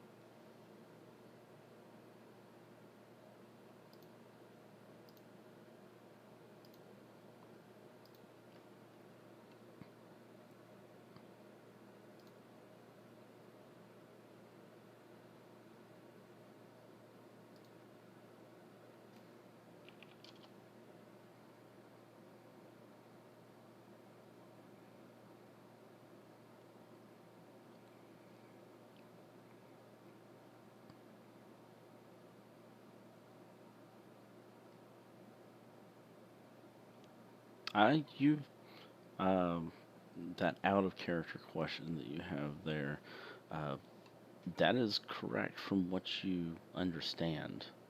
Part of the information that you got um, from the killers of Elias was um, a playbill or a flyer, if you will, of this lecture. Now, you don't know what its relevance was. You don't know if it actually came from Elias, or if it came from the killers.